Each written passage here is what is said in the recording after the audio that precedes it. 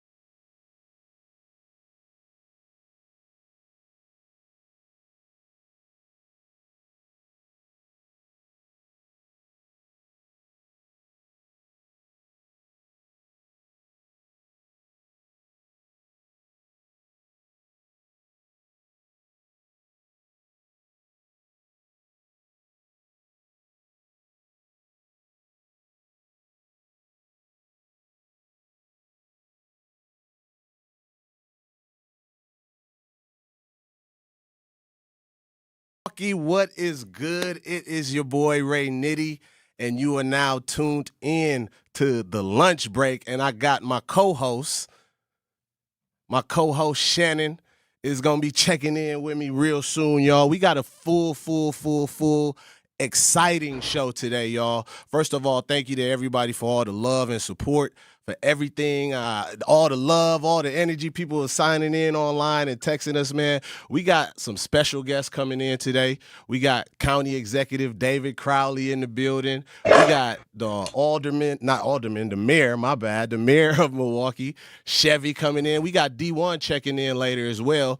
But yeah, man, we could get right into it, man. We got David Crowley in the building. How you feeling, boss? Hey, man, every day is a good day. Congratulations, inaugural show. Thank you. Congratulations to you and Shannon. Thank you, man. Thank you. Shannon, you there, Shannon? I'm here. Okay, y'all. So real quick, y'all, we're going to just quick introductions to ourselves. Most of the people that don't know me, I am Regenio Alejandro Boynes. Most people know me as artist and entrepreneur Ray Nitty, and me and my co-host, who I'll let her tell you about herself right now as well. We will be here on y'all lunch break holding y'all down. So Shannon, tell the people about yourself. What's up? I'm maybe Shannon, a.k.a. Shannon. I think me and Ray have worked together a whole lot. Also an entrepreneur, host, podcast host, model. We do it all, hands in a lot of pots, but we're happy to be here at the lunch break.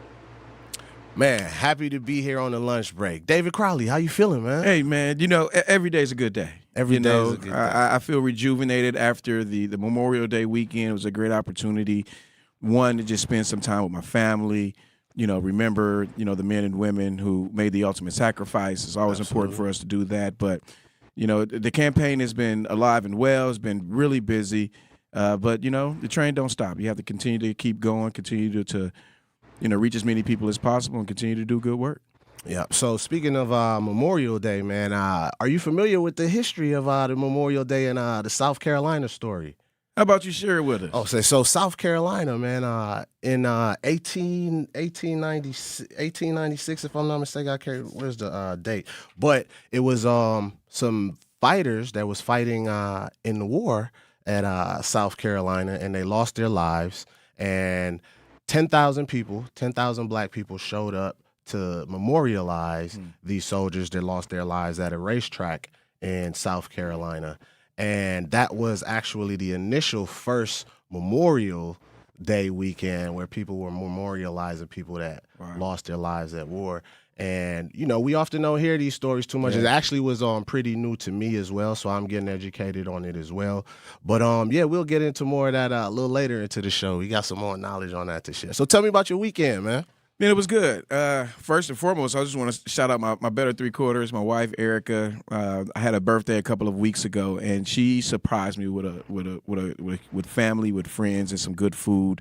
But we've been out and about as well, making sure that we're reaching as many folks as possible, letting them know how important this governor's race is.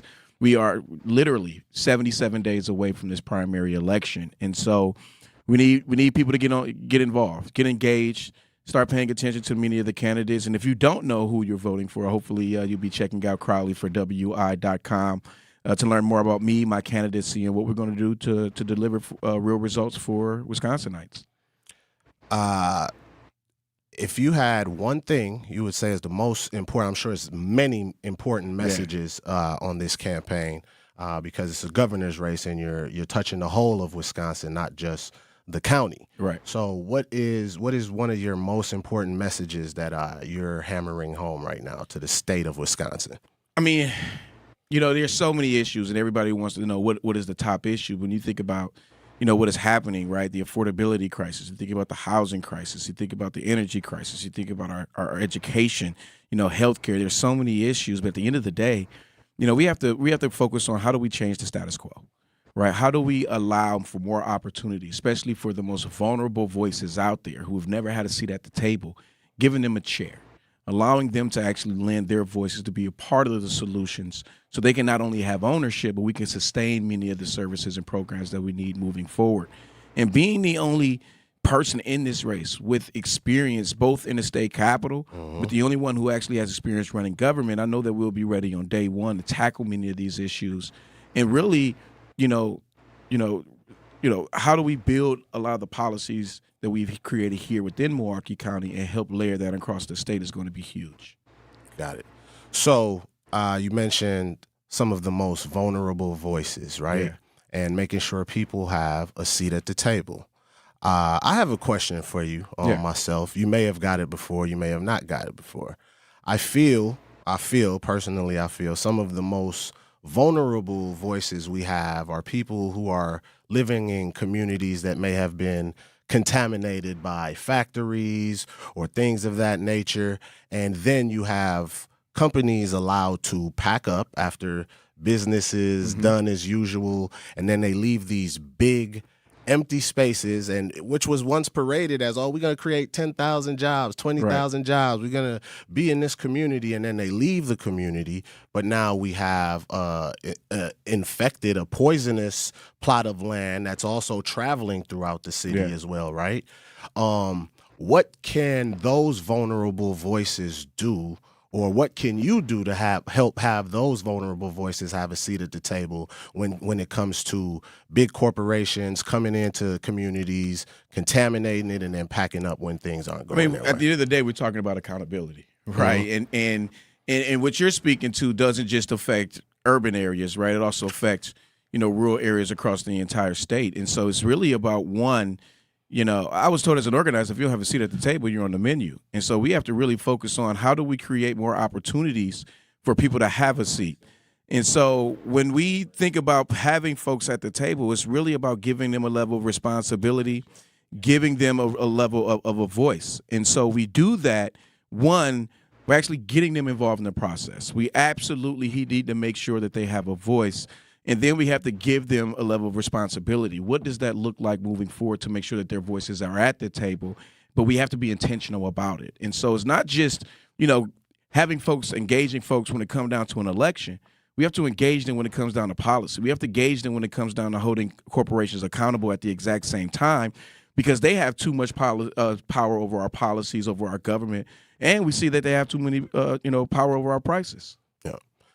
I don't want to hog the mic here. Shannon, I need you to type in. I know you got some great questions for our county exec and potentially soon to be governor of Wisconsin. Yeah, of course. So what does this mean for you, this election? What is the highlight of this election? What does this mean for you? Well, one, it's not lost on me. This is an opportunity, particularly being, a black man from the city of Milwaukee. When I look at the opportunity to be able to run for governor, I know it's not nothing to necessarily sneeze at, right? Not everybody gets these opportunities. And so I know that, the work that I am doing, the journey that I'm embarking on is much bigger than me, right? This is how I'm influencing not just my daughters, but an entire community, right, that didn't believe that they would never be in a position to run for governor or run for any political office. When you think about me being a kid from, 23rd and Burleigh, 53206. But it also means that I have to make sure that I'm actually doing the work, right? And what it means to put in that work, what it means to prepare, because I always say that opportunity comes at the corner of luck and preparation. And so you have to make sure that when those opportunities come, that you are prepared, and you do that, throughout the work and throughout the foundation that you lay, prior to doing something like this. But, for me, it means a lot. It's much bigger than me. Don't get me wrong, it's definitely stressful when you think about, balancing running for governor, still being a county executive, still being a husband and a father. But it's extremely important that folks understand that, I'm not doing this by myself. I'm doing this with my wife, with my daughters, and with the community as a whole. Yeah, for sure. And that's why they say representation matters. How's your family handling all of this? Because I know it's a lot. It's very long hours and heavy work. How are they handling? I appreciate that question, Shannon. And, my wife, she's probably listening and say, thank you for asking. But, I call my wife my better three quarters, right? There's no way that I would be able to not just be a county executive, but be a good father if it wasn't for the type of support that she gives me every single day. And so they actually love this opportunity, right? They're taking this as serious as anybody else, as serious as me. And my wife has been extremely supportive, and being a girl dad times 3, my girls are looking to be involved, in the campaign. Not necessarily my 18-year-old, because she's getting ready to graduate high school. She's focused on college, but when I think about my 8-year-old and my 6-year-old, I mean, they're begging every single weekend to come on the campaign trail. But, it's a great bonding experience at the same time. All right, y'all. Y'all stay tuned in. Do not go anywhere. You are listening to The Lunch Break on Truth 101.7 with our guest for today, County Executive David Crowley. So don't go anywhere. In 1987, the Bucks took on the world and changed basketball forever. At stake, basketball supremacy in the United States. Bucks versus the World, narrated by Charlie Behrens, is the new season of Behind the Bucks podcast, presented by Gallagher, your trusted insurance broker and HR and benefits consultant. It's the untold story of the 1987 McDonald's Open, when the Bucks became the first NBA team to face the Soviet Union. Listen now on bucks.com/plus, the Bucks app, the ESPN Wisconsin app, and wherever you get podcasts. Many of our most important memories are made at school. But for children like Victoria, the classroom can be a place of fear and isolation. She wore a bandage over her cleft every day, too shy to speak, too afraid to smile. Everything changed after one life-transforming surgery made possible by Smile Train. Today, Victoria's smile lights up her classroom, a symbol of confidence, connection, and new beginnings. Due to stigma, children with untreated clefts often miss out on school entirely. But thanks to Smile Train, students like Victoria are stepping into the classroom, raising their hands, and finding their voice. Smile Train partners with local experts to support with free cleft surgeries and other comprehensive care, empowering children to thrive in school and in life. Let's help every child walk into the classroom with confidence. Visit smiletrain.org/learn. Honest, direct, and always thought-provoking. Even if the system don't make sense anymore. And that's the part we got to be honest about. Education is not a theory. It's not a title. It's not a category. It's a student, it's a teacher, it's a classroom, and there's learning. Everything, everybody else, including the superintendent herself, are secondary. Assistant superintendents, or whatever the heck you call them, deputy, chief of school, everybody, they are secondary if a child's not learning. The student is the number one thing there. So if we've reached the point where the only way to defend the system is to argue that keeping teachers out of the classroom is essential to education, then we're not just confused. We backwards. And when policy, practice, priorities, and money collide like that, there's only one word for all of this: nonsensical. Truth in the Afternoon with Dr. Ken Harris, weekdays from 4 to 6, live on YouTube and broadcasting on 101.7 The Truth. Life's better with Drive My Way from American Family Insurance, because we know it's more than just a car. It's your escape pod, your adventure mobile, your memory maker. And we help protect the dreams that drive you. Personalize what you pay for auto insurance and you could save between 10 and 35%. American Family Insurance. Get a quote and find an agent at amfam.com. Products, pricing, and availability vary based on the way you purchase insurance and by state. Unsafe driving behaviors may increase your rate. American Family Mutual Insurance Company, SI, and its operating companies, 6000 American Parkway, Madison, Wisconsin. What up, y'all? What up, what up, what up? This is The Lunch Break. You are now punched into The Lunch Break with your boy Ray Nitty and my beautiful co-host, maybe Shannon. Shannon, I know you got some more questions. Shannon gonna kick off this second part of the segment with our county executive, David Crowley. For sure, for sure. So I heard you had a birthday party recently. Yeah. You gotta tell us about the birthday party. I did. You said, yeah, I had a birthday. You wanna tell us a little bit about the birthday party? Well, I appreciate it. Well, so it was funny because it was a surprise party. Yeah. And, a lot of the people that was there I had been with, for the past couple of weeks, and nobody broke the news. This is the first surprise party I've ever had in my life, and I had absolutely no clue. But, I turned 40 years old on May 14th. Shout out to all the tourists out there. Congratulations. Thank you. And it was awesome. She rented a hall out.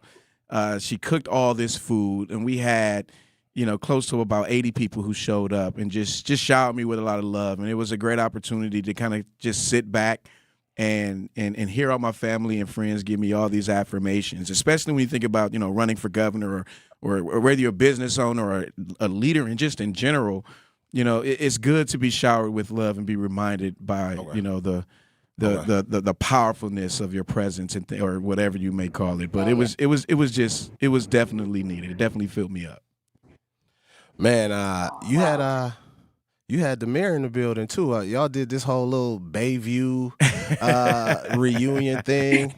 I heard he next too. He right after you. He's turning 42. So it's interesting how all of us went to Bayview High School, and many of us are in elected positions. So it's, you know, View House all the way. Shouts out to Riverside University. I went to Tech, so I'm feeling away. But y'all hold me down. I'm sorry about that. Man, so actually, we got Chevy in the studio. He'll be coming in right after you here shortly. Tell us something you want everybody to know before you leave today. What's the most important thing? Because running for governor, I understand the responsibility of representing everybody. So how do you put forth a overall message that represents all of Wisconsin, but not forgetting, because, you know, sometimes as our community, we, you know, sometimes people can feel like, oh, he don't remember the black people, or people might say that about politicians. You feel what I'm saying? So how do you not create silos in your message? I know how you have, but I want you to tell the people, how do you make sure everybody feels like we're represented, he has our back? Well, one, my favorite quote is by Teddy Roosevelt: no one cares what you know until they know how much you care. And so we got to build a real relationship. And so I think the people who live here within Milwaukee County see the work that we've been doing, how we've invested in mental health, how we've reduced drug overdoses, right? How we've created more affordable housing opportunities.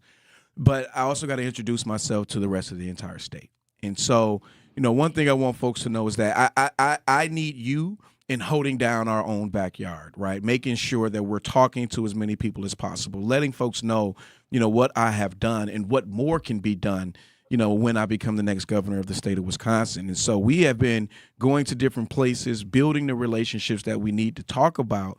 But when you think about, you know, Milwaukee may look different than other communities, the problem's still the same, right? Whether you're talking about education, whether you're talking about access to the affordable homes, whether you're talking about the rising cost of utilities, whether you're talking about the rising cost of groceries, right? Our seniors, like all of the things that we're experiencing here in Milwaukee, they're experiencing in small towns, small villages across this entire state.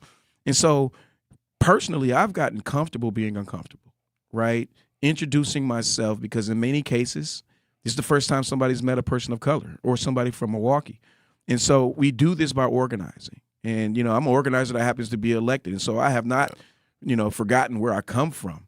But it's about making sure that as I move forward, that I'm looking back and using both hands to bring those along with me. Man, thank you. Thank you for your time, boss. We really, truly, truly appreciate you. We got to keep the bills paying and bring in our next guest, so don't go anywhere. You might got someplace else to be, but we're going to pay these bills. And coming up next, we're going to have Mayor Chevy Cavalier Johnson, so don't go anywhere. Stay tuned. You served behind the desk. You served in combat. You did 4 years and got out. You were drafted. You gave 20 years. You gave exactly what your country needed. And so did you. When you raised your hand and swore an oath to your country, when you put your name on a dotted line, you became part of only 1% of Americans who did the same. You are a veteran. You are a veteran. You are a veteran. Because no matter when, where, or how you served, you made a sacrifice for your country, and you deserve support. If you're struggling with life after service, don't wait. Reach out. Reach out to a loved one, to a fellow veteran, to VA. Find resources at va.gov/reach. Brought to you by the United States Department of Veterans Affairs and the Ad Council.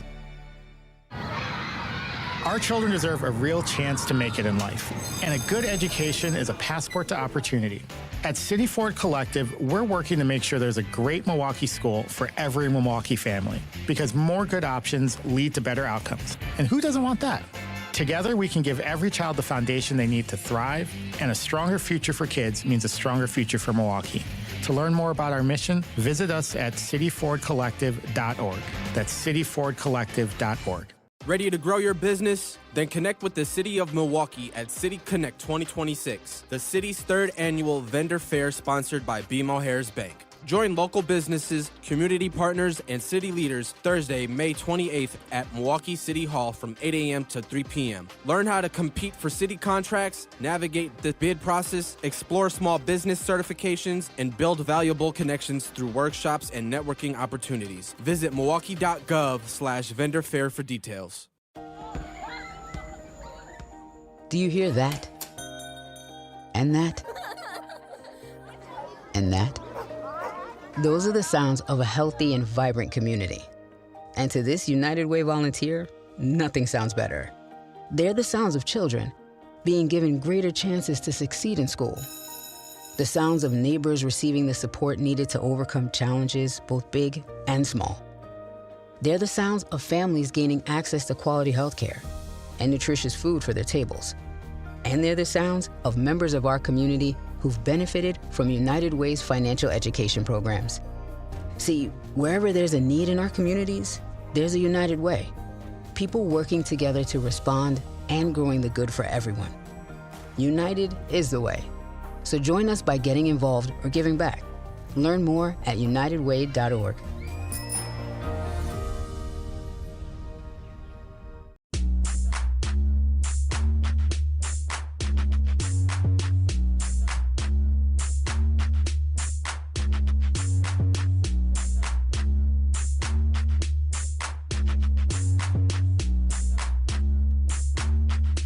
What up, y'all? Welcome back. Welcome back to the lunch break. And we have an amazing guest, another amazing guest in the city, Mayor Cavalier Johnson. Welcome to The Truth, man, on your lunch break. Thank you for joining us, man. I'm on the lunch break, and I'm here with you, Ray. Nice to see you, man. Man, and then we got Shannon, too. Shannon's remote, but my co-host, Shannon. Hello. Yeah, Hey, yeah, Shannon. yeah. How you doing? Thank you for being here with us. Oh, happy to. I see you out there in the virtual space somewhere. Yeah, if you want to see her right, you can see her right here on this oh, there monitor she is. She's right hiding out. There. Okay, hey, Shannon. I see you, Shannon. Thank you. All right, well, we know you're busy, so I'm going to let Shannon get right into it, man. Yeah, so for the people listening, can you tell us what Peace Week is? Yeah, so Peace Week is an annual thing that we do in the city in my administration, where we are working to elevate in our community the fact that all of us want to have peaceful, quiet enjoyment of our homes. We want to have peace in our city, and we try to work to encourage all parts of the community to be engaged in this, because too often it seems to me that people think that it's just the mayor's responsibility, or it's just the police chief's responsibility, or it's just the MPS school superintendent's responsibility, or it's just the responsibility of the director of the Department of Community Wellness and Safety. No, in reality, it's everybody's responsibility for public safety. There is no room on the sidelines, and that's what Peace Week is all about. It's about elevating that. And so we had an incredible week of activities all across Milwaukee that engage a number of people, from youth to adults to folks in the community to survivors of gun violence to folks who are coming back from incarceration. We try to touch every single space and put the word out there that everybody's got a role to play as it relates to public safety in Milwaukee. For sure. And I think the key is getting everyone involved, and it sounds like you guys are doing a great job of doing that. Yeah, no, thank you. I appreciate it. And I think that people in the city, I think by and large, they appreciate that message, because no matter where you go in Milwaukee, and trust you me, like I go to every single neighborhood in Milwaukee. I go to all the neighborhoods. And no matter where I go, one of the common themes that you see is that people want safety. People want peace. They don't want folks flying off the handle. They don't want their family members, their friends, people they care about being hurt. And so that's what Peace Week talks about. And I mean, just looking at the statistics that we have made publicly available, we have for many, many years. In my administration, before that even, when you look at crime statistics in Milwaukee, with the exception of theft, which is up just slightly, every single crime category in Milwaukee is down, from homicide to rape, robbery, aggravated assault, human trafficking, burglary, motor vehicle theft, arson, non-fatal shootings, carjackings. Everything in Milwaukee is down. And I think that we can continue to push those things down if we encourage folks to do the right thing. And that's what Peace Week's all about. Oh, yeah. So nice. Listening to those statistics, I remember we was at an appreciation ceremony for the frontline workers, and you shared some of those statistics, and I actually was shocked, right? Because I'm like, dang, okay, maybe things is going down, right? What do you say to a citizen, a resident, right? They hear the numbers are down, but like, we don't necessarily, it doesn't feel like it, kind of, right? So how do we start to bridge that message, like, hey, things are going down. It may not feel like it right now. What do you say to somebody to say, okay, we're hearing these numbers are going down, but we still feel like we just seeing this every day? Yeah, well, measurements of crime haven't changed. Like they have remained the same. The way that crime was measured for 20 years under Tom Barrett's administration is the same way that we measure crime under my administration. So nothing has changed. The police department hasn't changed their metrics and how they do that. In fact, we still report those same sort of numbers in those same sort of categories to the FBI. We make that information public. So anybody in the city, anybody in our community can see it. All you got to do is just log on to Milwaukee.gov. You can do a quick Google search for crime stats in Milwaukee, and that data will be in front of you year over year, past 2 years, and the like. So people can see that.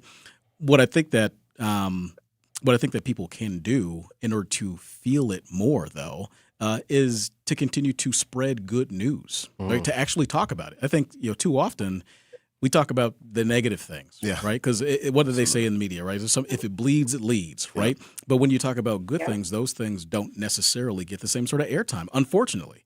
I say constantly, like, there are so many positive things that are happening in Milwaukee. There's so many more, speaking of like, teen takeovers and things like that, there's so many more young people in this city who are doing good, positive things, getting scholarships to go to college, getting their first jobs, helping people in their neighborhood, things like that.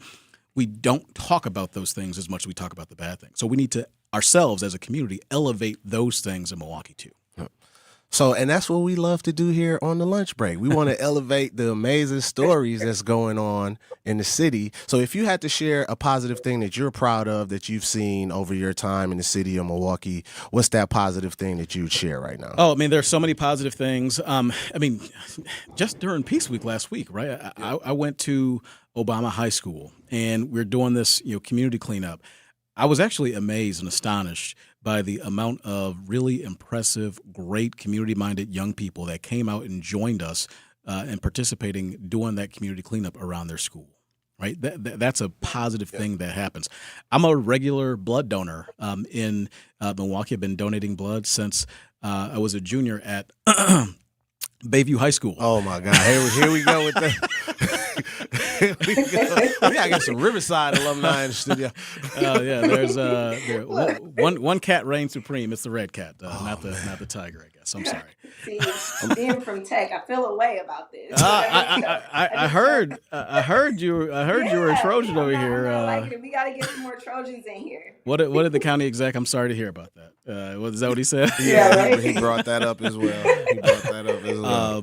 But I'm a 20+ year blood donor, and I got started in doing that, part of the National Honor Society, but coming to find out years later that it's important for folks like us, for African Americans, to donate blood, because Black folks tend to accept better blood when it comes from people that look like them. Right. And so when there are, kids with sickle cell, when there's a senior citizen, when somebody's been hurt, when somebody's had a medical procedure, that the blood that comes from African Americans is better received from other African Americans. And I see so many people going out each and every single day when I go to donate blood that are doing it for the same reason, for the same cause. Yeah. Right? I mean, you look at the flood that happened last year. You had so many people that were out there like trying to help their neighbors. I saw so many able-bodied, strong, young Black men who were getting up and going to help the senior citizens in their neighborhoods to pull all that stuff out of the house. Like, there's so many great stories that happen in Milwaukee constantly. Absolutely. That's beautiful. So for somebody out there that's just listening, a regular person, how would you say that they can get more involved with the community if they miss Peace Week, or if they want some type of starting point on ways to elevate the community, on ways to get the good words out there instead of letting the negative things that are happening into Milwaukee pretty much cover the news feed. How do they get involved? How do they elevate the positive energy out there? Well, Shannon, that's a great question. And the beautiful thing about it is that when people want to do good and positive things in this community, they don't need permission. Too often people come to me and they have a great idea because they want to, do something that positively impacts the community, and they think they need my permission to do it. You don't. Yeah. Just go out and do it. Like if there's trash in your neighborhood, and you want to clean it up to beautify and help you make a better place for folks, just go do it. Yeah, I always give the example of Andre Lee Ellis and the We Got This Garden, right? Started off with one kid who got in trouble. He said, "Hey, young man, I'm going to keep you busy working in this community garden." It snowballed from one young man into 500 young people who were working. He just did something good because he saw something that needed to happen in the community. Anybody can do that. Just do good. Yeah. Just do good, and we will cheer you on. More and more. Yeah, I feel like more and more people are getting more hesitant about being that person to reach out, and they're looking for somebody to be like, kind of give the message that you just gave, like just do it, just do good, kind of reach across the aisle and be that person to lead the way. So I think people needed to hear that. Just get out there and do it, and they don't need the permission to do good things. You don't need permission to do good things. If you're wearing Nikes, just look at the logo, right, or the catchphrase, the slogan. Just do it, just do it, and we'll be there to cheer you on. Like all of us want a good, positive, safe community, and folks out there in Milwaukee, they want the same thing, and I encourage them to get out there and do it too. Got it. For sure. So I keep hearing this Bayview thing, man. I heard you had dreads at Bayview, bro. Is that true? No, that is not true. Oh. That is not true. Crowley said. You gotta see the AI dreadhead thing. I thought you had dreads for real. That is not true at all. Who hit me with that sound effect, right? No, that would be our producer, Zach. Shouts out to Zach. So I did have braids in Bayview though. I did braids. Have braids, not dreads. I My bad. But I had dreads later. I had dreads in college.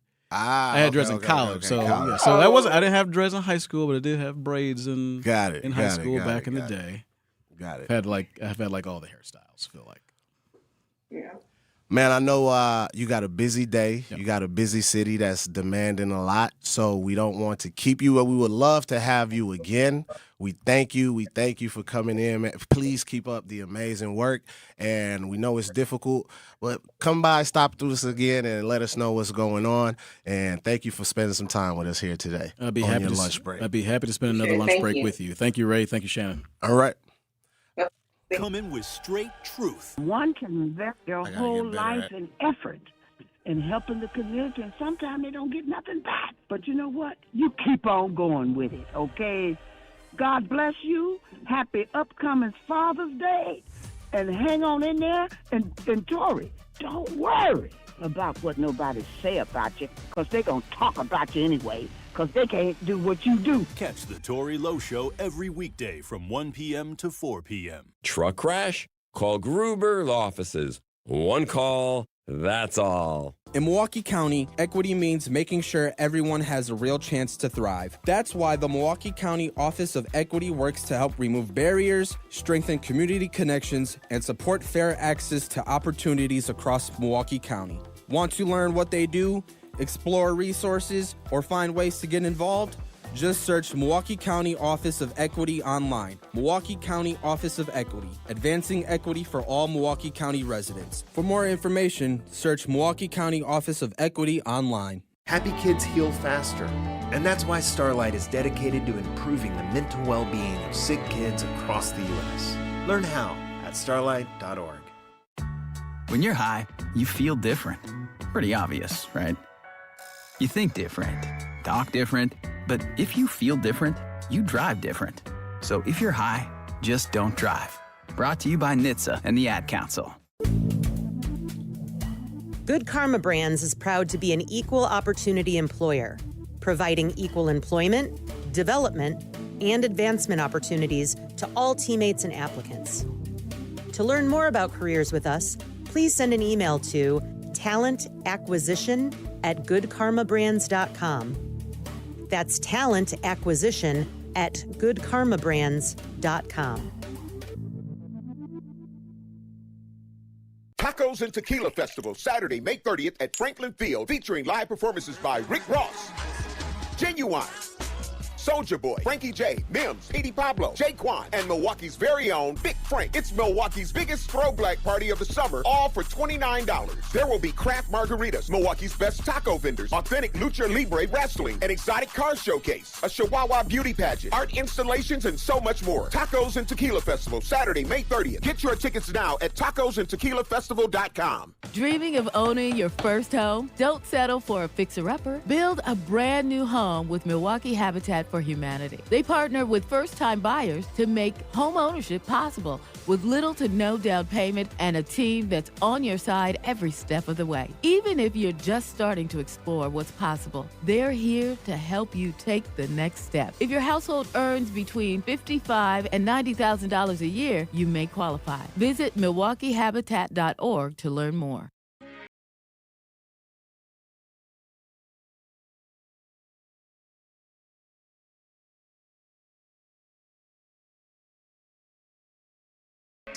What up, y'all? Welcome back to your lunch break. You and I punched in on your lunch break with your boy Ray Nitty and my co-host Shannon. Shannon, what up, man? How you feeling? What's up? What's up? We back. We back. Welcome to day one, man. Welcome to day one. We got through it to the fire, didn't we?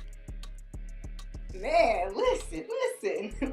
Feels like the first day of school. First day of school, man. So how you feeling, Shannon? Tell the people a little bit more about yourself, man. I know we got right into the county exec. We thank you for them coming in. And also Mayor Chevy Cavalier Johnson that came in. We thank you for them coming in. So let's tell the people a little bit about yourself, man. You ain't in studio yet, so we got to get you in studio here. But please tell the people about yourself. Yeah, I can't wait to be back in Milwaukee and be in the studio with you guys. It sounds like I'm missing out on a party over there. Everybody there. We talking parties and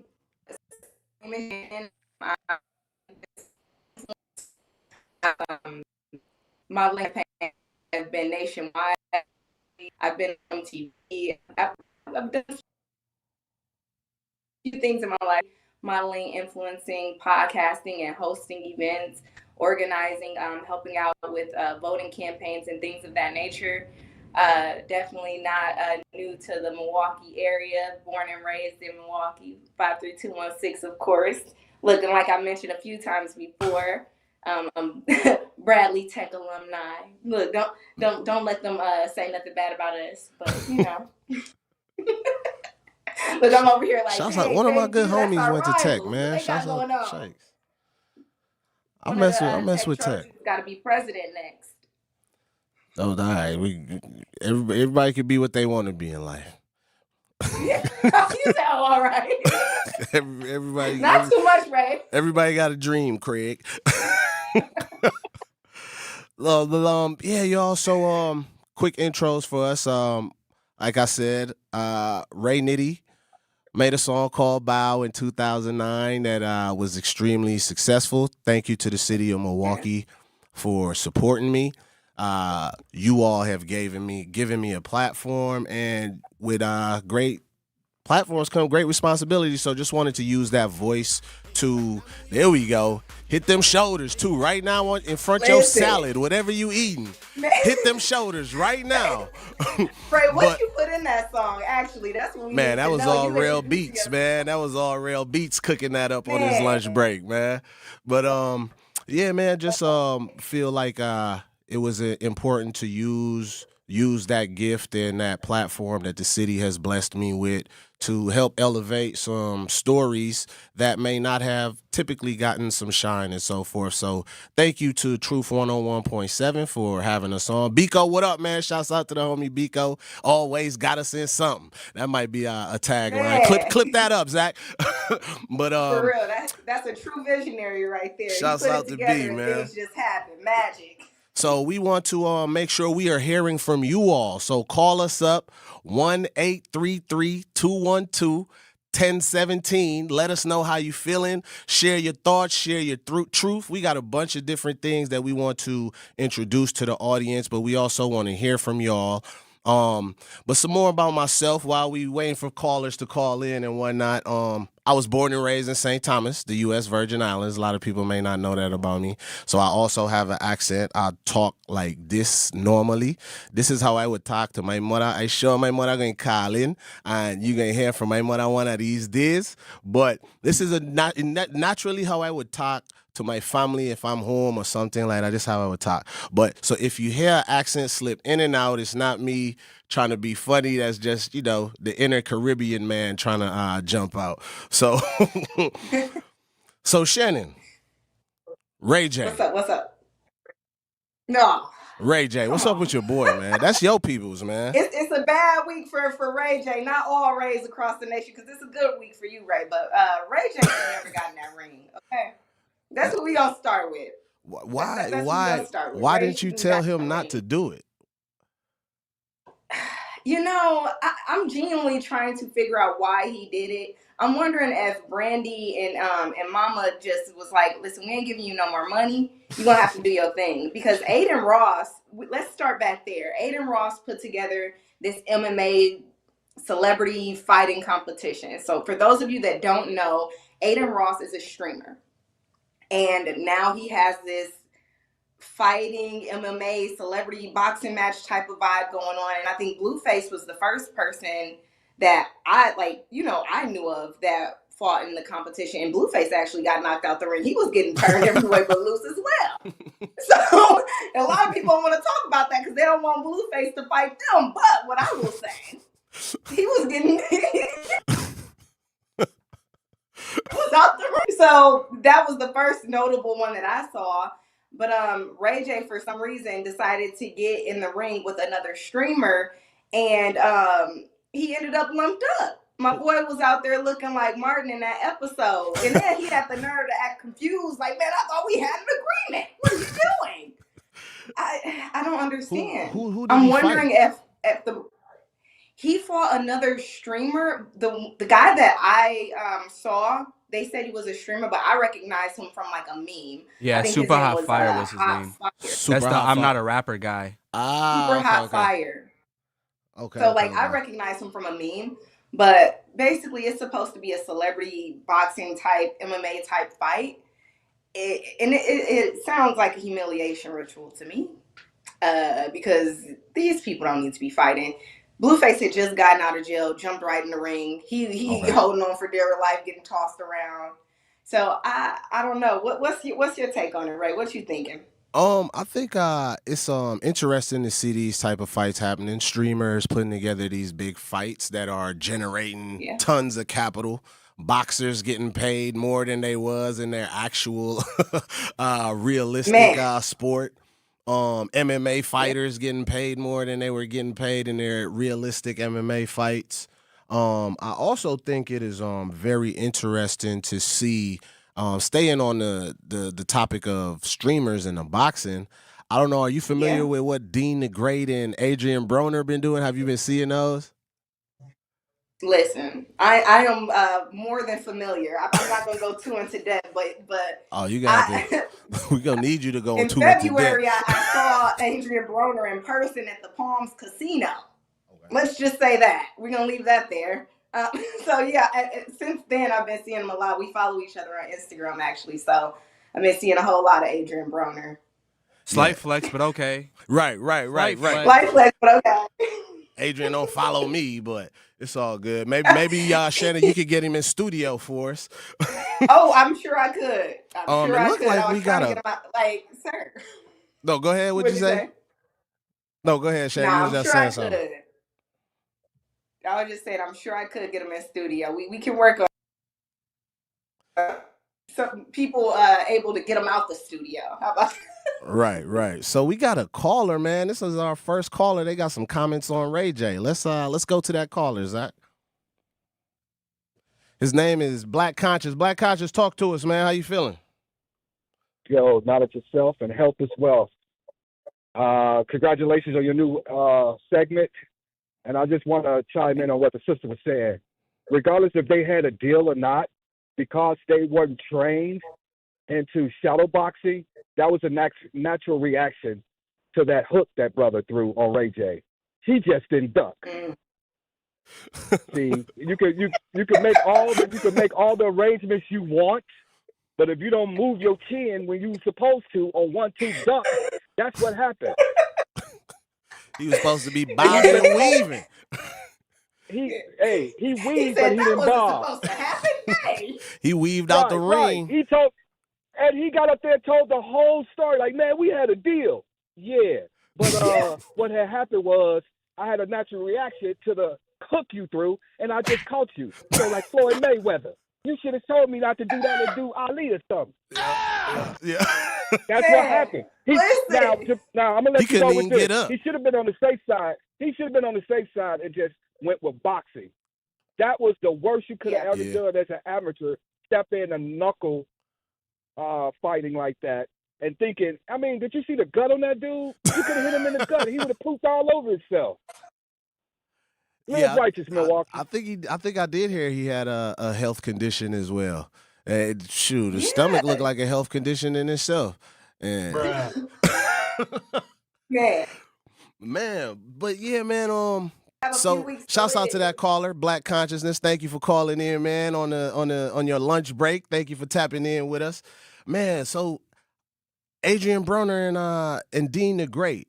I got a couple thoughts on it, right? So this is me. This was my initial thought. I felt like if people have been keeping up with the Adrian Broner story, he was a champion boxer, had the title, fell from grace, seemed to have lost a lot of respect in the community or whatever that was, and almost like people was making fun of him in a manner, taking advantage of him, just bringing him around to drink and act a fool. And then I saw Dean the Great doing some work with him, but you also saw Dean the Great get him activated on Kick so he could start streaming and making his own revenue. So I know you're heavily into the streaming and so forth. I just wanted you to share more on your thoughts on how does that feel when you see like young streamers getting with other people and say, hey, I'm gonna show you how to get the bag. We're gonna get you a verified account, and seeing him almost essentially dig, and Adrian Broner said this is himself. He's like, nobody came and got me. I spent millions giving people money that they ain't never had, and nobody came and got me out the dirt. But Dean the Great came, and now they're looking like they're back on top of things. So I just want you to expound on that for me. So what I think about that is we are at like a point, right, where these streamers are making a big bag, right?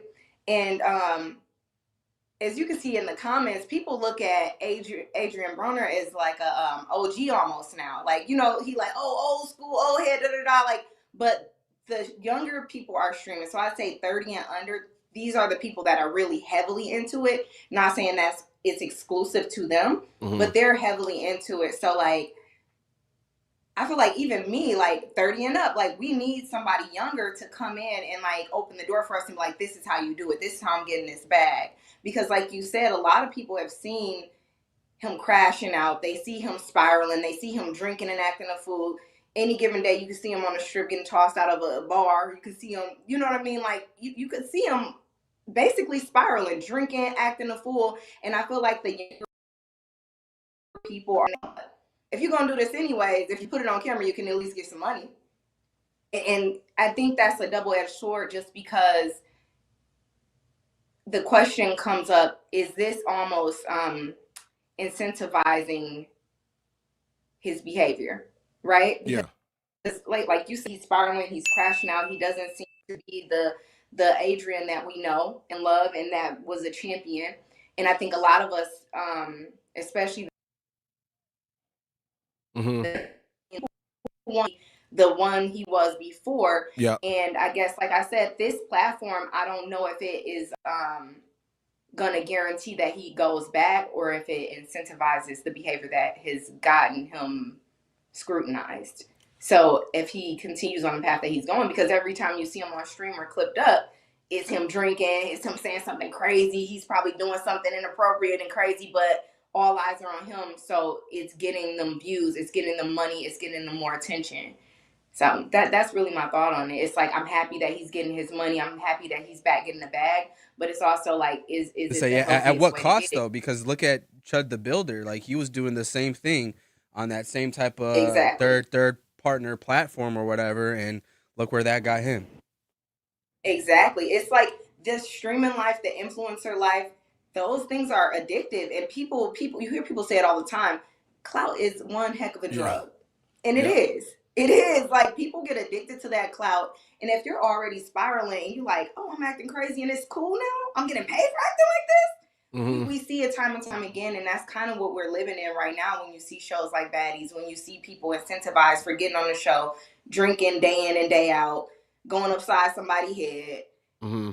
What you think they're going to do? Turn around and run for mayor tomorrow? No, they're going to continue to do what's making them a bag. They're going to be like, listen, this is making me a bag. I'm rich. I don't care what y'all talking about. I ain't getting in the gym. I'm going to go to the box. So I'm happy that he is making money again. I'm happy that he's getting attention again. Like, I mean, when you see a star, it's sad to see them dimmed. And I see that he's getting his star power back, which is nice. But but I don't know if it's for the best. What you thinking, Ray? So I think so for me, I think it's good to see him getting his win back, right? As I'm old now, you know, I'm 42 years old now. So I start thinking about, like, what is the social responsibility of streamers? It's good to have fun, like, but at what point are we, like, saying, or do people not care about having a more serious note as well? Like, how do streamers, because I know you do it, Shannon, but how does the majority of the larger streaming community start interweaving things like politics or social justice or social impact or things like that, messaging that could be transformational to society? Or are we in a space where it's just all about the clout and it's all about how crazy things could be? And I know we got to go to break in about 1 minute, but I still want to hear your thoughts on that.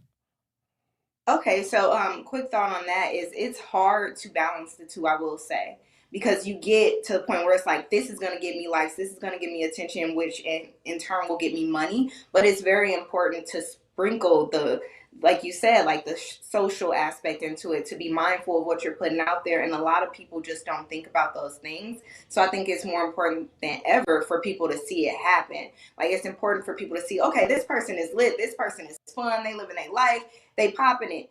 But this person also is in tune to, like, what's going on in our community. This person is also in tune to what's going on with politics.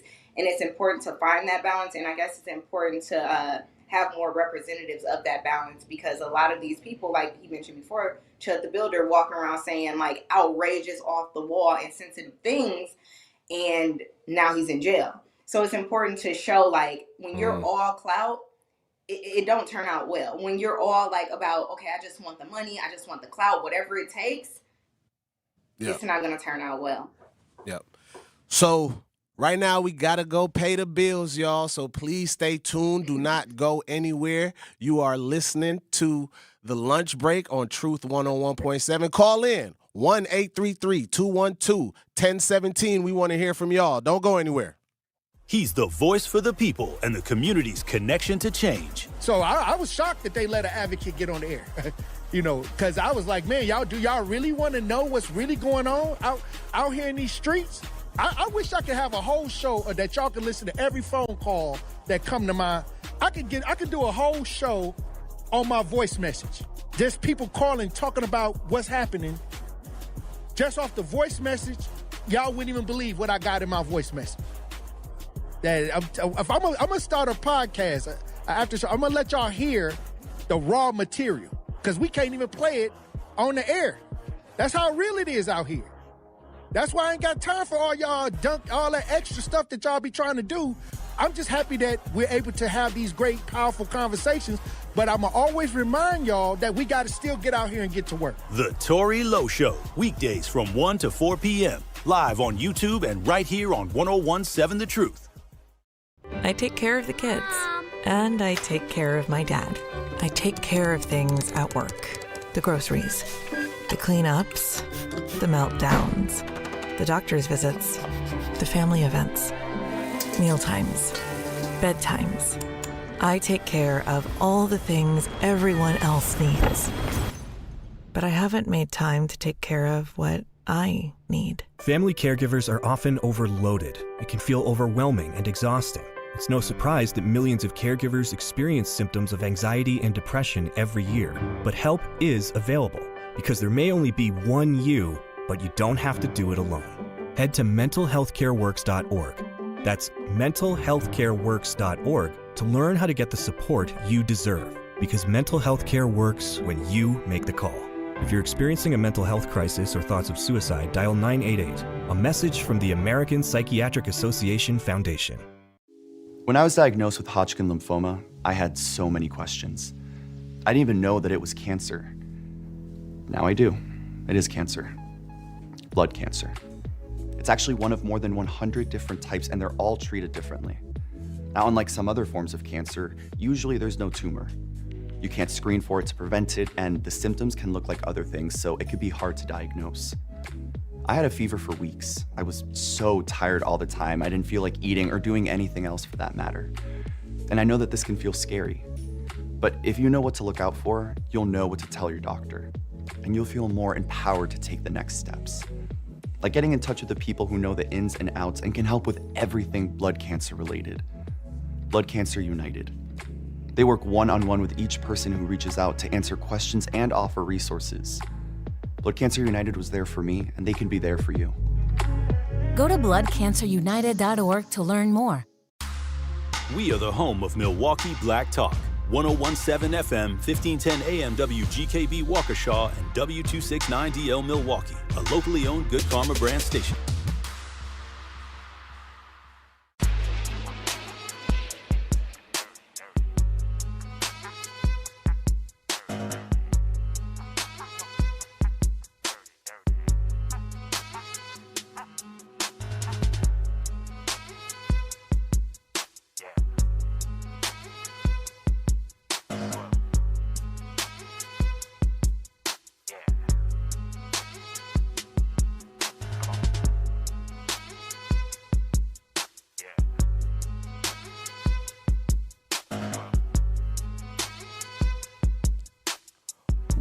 What up, y'all? We are back. And yes, we are still here. It's your boy, Ray Nitty, and my co-host, Shannon. Shannon, what it do, man? What's up? What's up? I'm back. How you feeling, man? This is, we got the extended lunch break today, right? Oh, yeah. We got an extra lunch break in there. That's always good. You know, when you at work and you find out your 30-minute turning into an hour, it's nice. Man, so shouts out to Manan, who would be filling this slot from 1 to 4 p.m. The Grapevine, if I'm not mistaken. The Grapevine is the name of that show, so make sure y'all tune in Monday through Friday from 1 to 4 p.m. So, yeah, man, welcome. We really want to hear from you all. We want to hear from you. We could talk all day, but we don't want to talk by ourselves. We want to hear from you. We want to hear how you all are feeling about the transition. I want to give a special shout out to everybody that was here before us, because we do know that it was a very, very family-oriented show. Shouts out to Kyle. He showed me a lot of love in the studio today. Shouts out to Tori Lowe. He showed a lot of love in the studio and gave us a bunch of great advice on transitioning and so forth. But we still would love to hear from y'all. Please call in 1-833-212-1017. The phone number to call. You could text that phone number as well. It is 1-833-212-1017. So, Shannon, what else you got for us, man? Yeah. Well, before we move on to that, I did want to hear what you think about the streaming world, and do you think it's doing more harm than good? Okay. You said you did want to hear. What was that again, Shannon? My bad. I'm sorry. I wanted to hear from you and see what you thought about the streaming world and like the fact that clout is kind of the new currency. Do you think it's doing more harm than good, or do you think it's just basically a way for people to kind of make a bag for themselves? Yeah, I think I would echo what Zach was saying too, right? But at what cost, right? Because we want to make the bag, and everybody is focused on get the bag, but at what cost? Who are you offending? What community is being insulted? Like, who are you damaging? So to go around and just, Chud the Builder was literally just going around saying extremely racist things to people and walking around with a gun, daring people to do something to him, to the point where he shot the guy. I don't think the guy died, if I'm not mistaken, but he also shot No, himself. he did. Yeah. So Well, see, correct. my thing is, literally days before, I saw like a stream of him because he was into something else, like that was very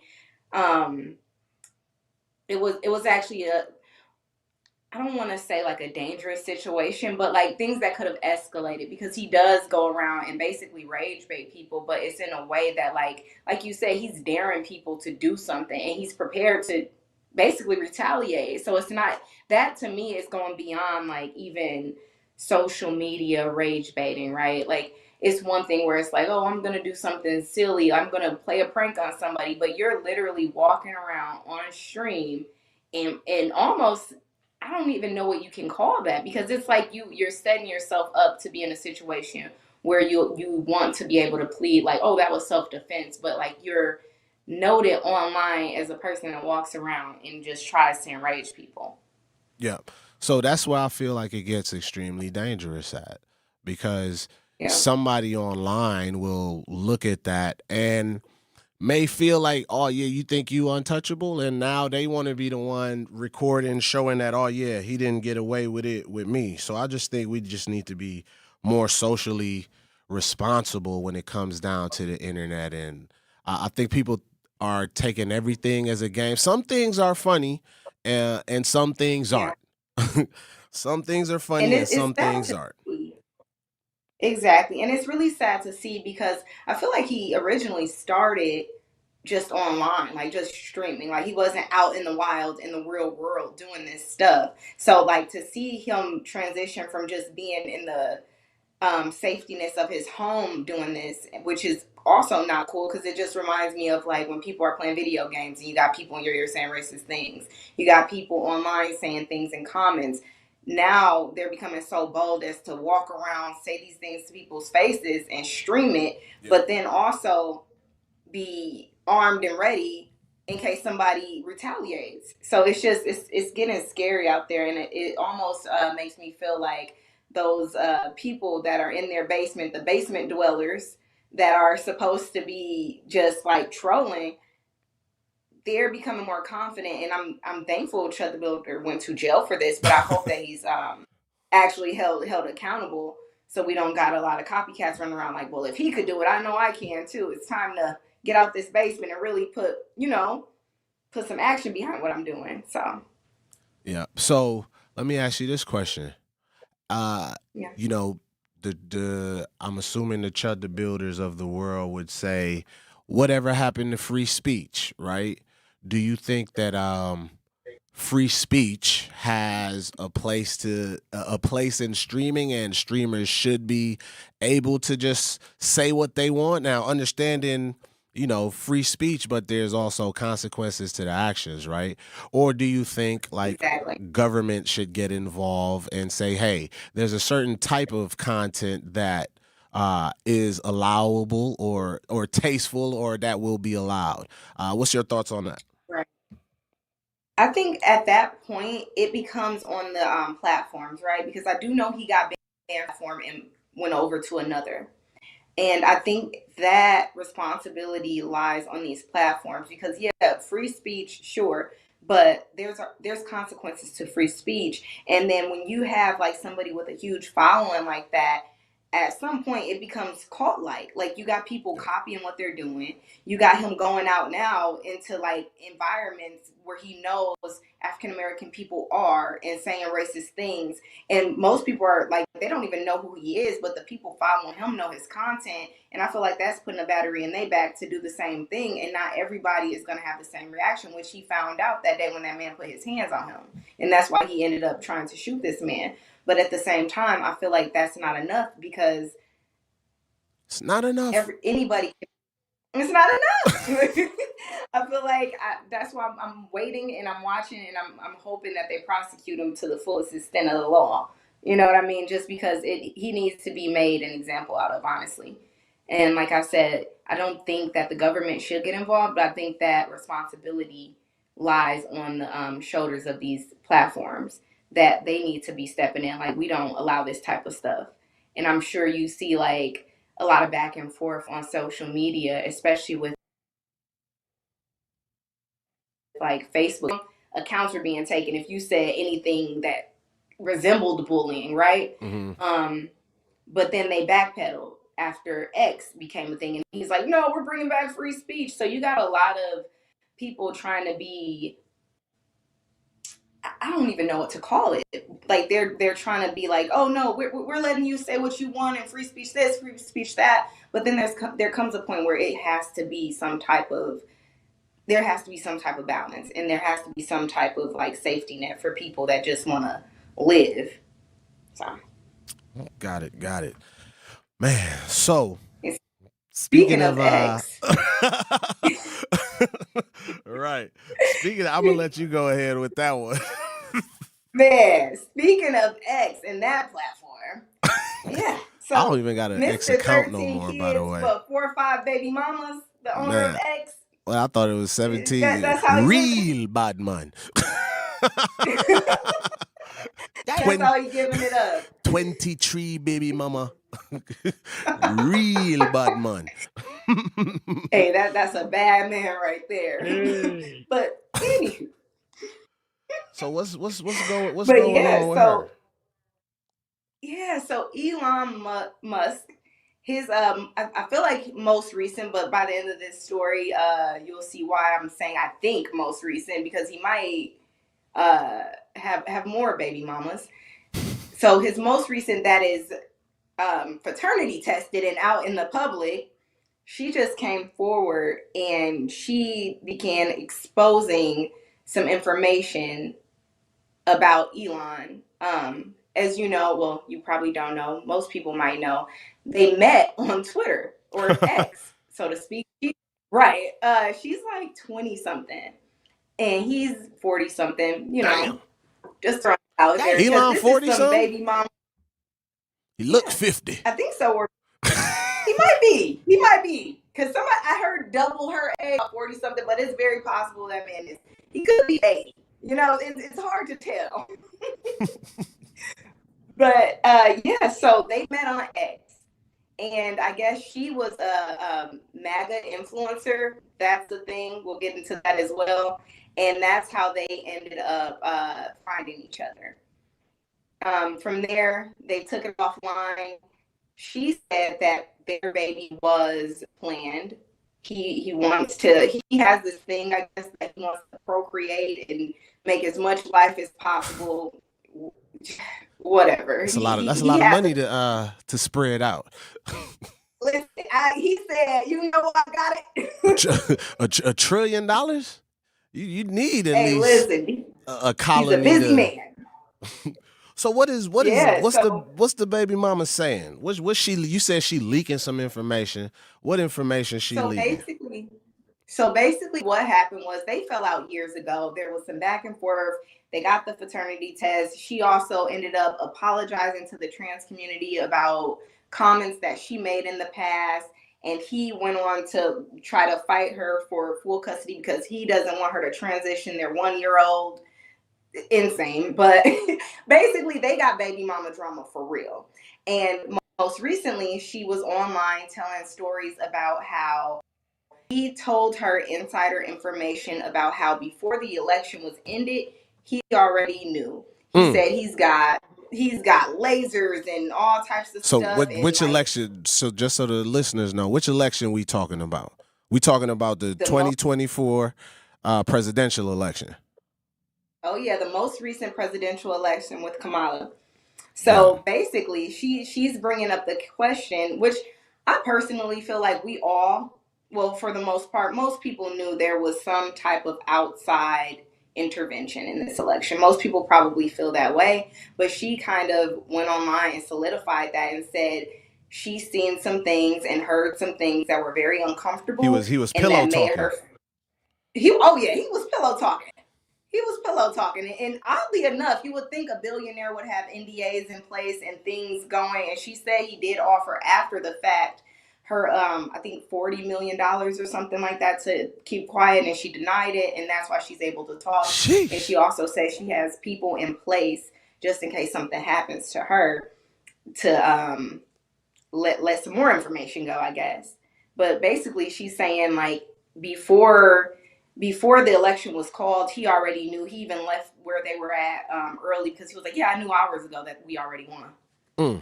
Man, 40 million for your silence. Callers, we want to hear from you. Can your silence be bought for $40 million?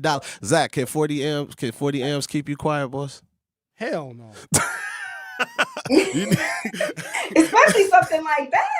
He need more. So we'll be back shortly, but some of the things that they're saying is that he was saying that he had lasers that could it sounds crazy, right? But they could cause an anomaly in the matrix, and he was talking about the 2024 election. Lasers in space that he could beam down here and cause an anomaly in the election.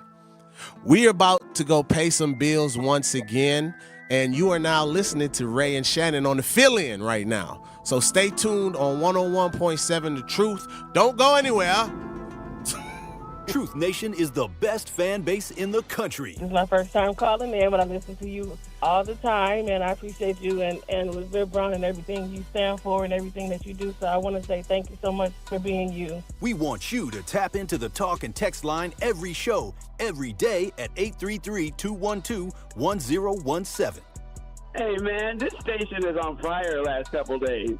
Milwaukee Black Talk, 101.7 The Truth.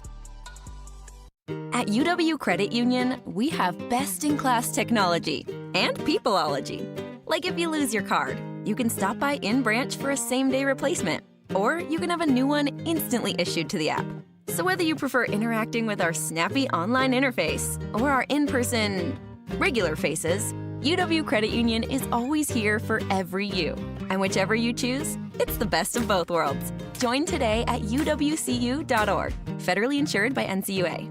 Hey, Joe, working again? Retirement was boring, huh? Not boring. Expensive. Food, medicine, rent. Social Security just isn't enough. I know, and that's why I used benefitscheckup.org. It connected me to an extra $1,000 a month. $1,000 a month? Benefitscheckup.org is a free service from the National Council on Aging. Free? I'm going to benefitscheckup.org today.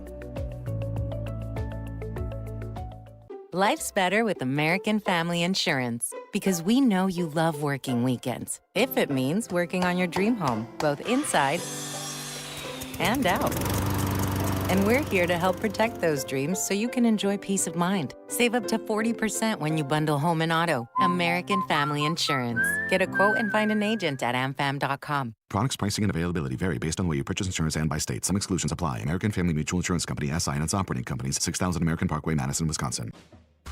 At Milwaukee College Prep, we don't leave success to chance. We're designed for it.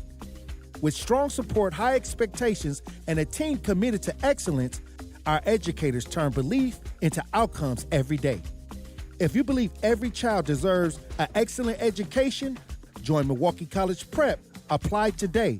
Visit mkeprep.com/jobs.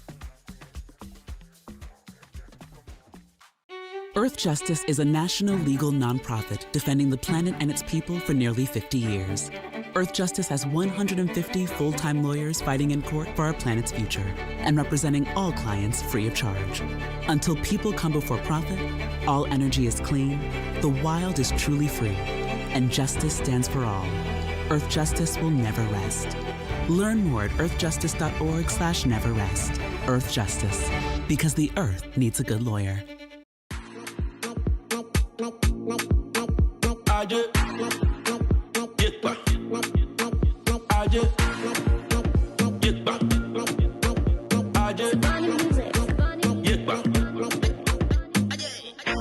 My baby tell me say she like Ikondo. She like the way I knock 'em like a go-go. My baby tell me, say she like it condo. She like the way I knock 'em like a go-go. Still on the matter. Can I have your number? You dey bust my baby ruler. Can we just see you later? Still on the matter. Can I have your number? You dey bust my baby ruler. Ophelia and Ishdar, you listening to Ophelia and Ishdar? Shouts out to the homie Ophelia.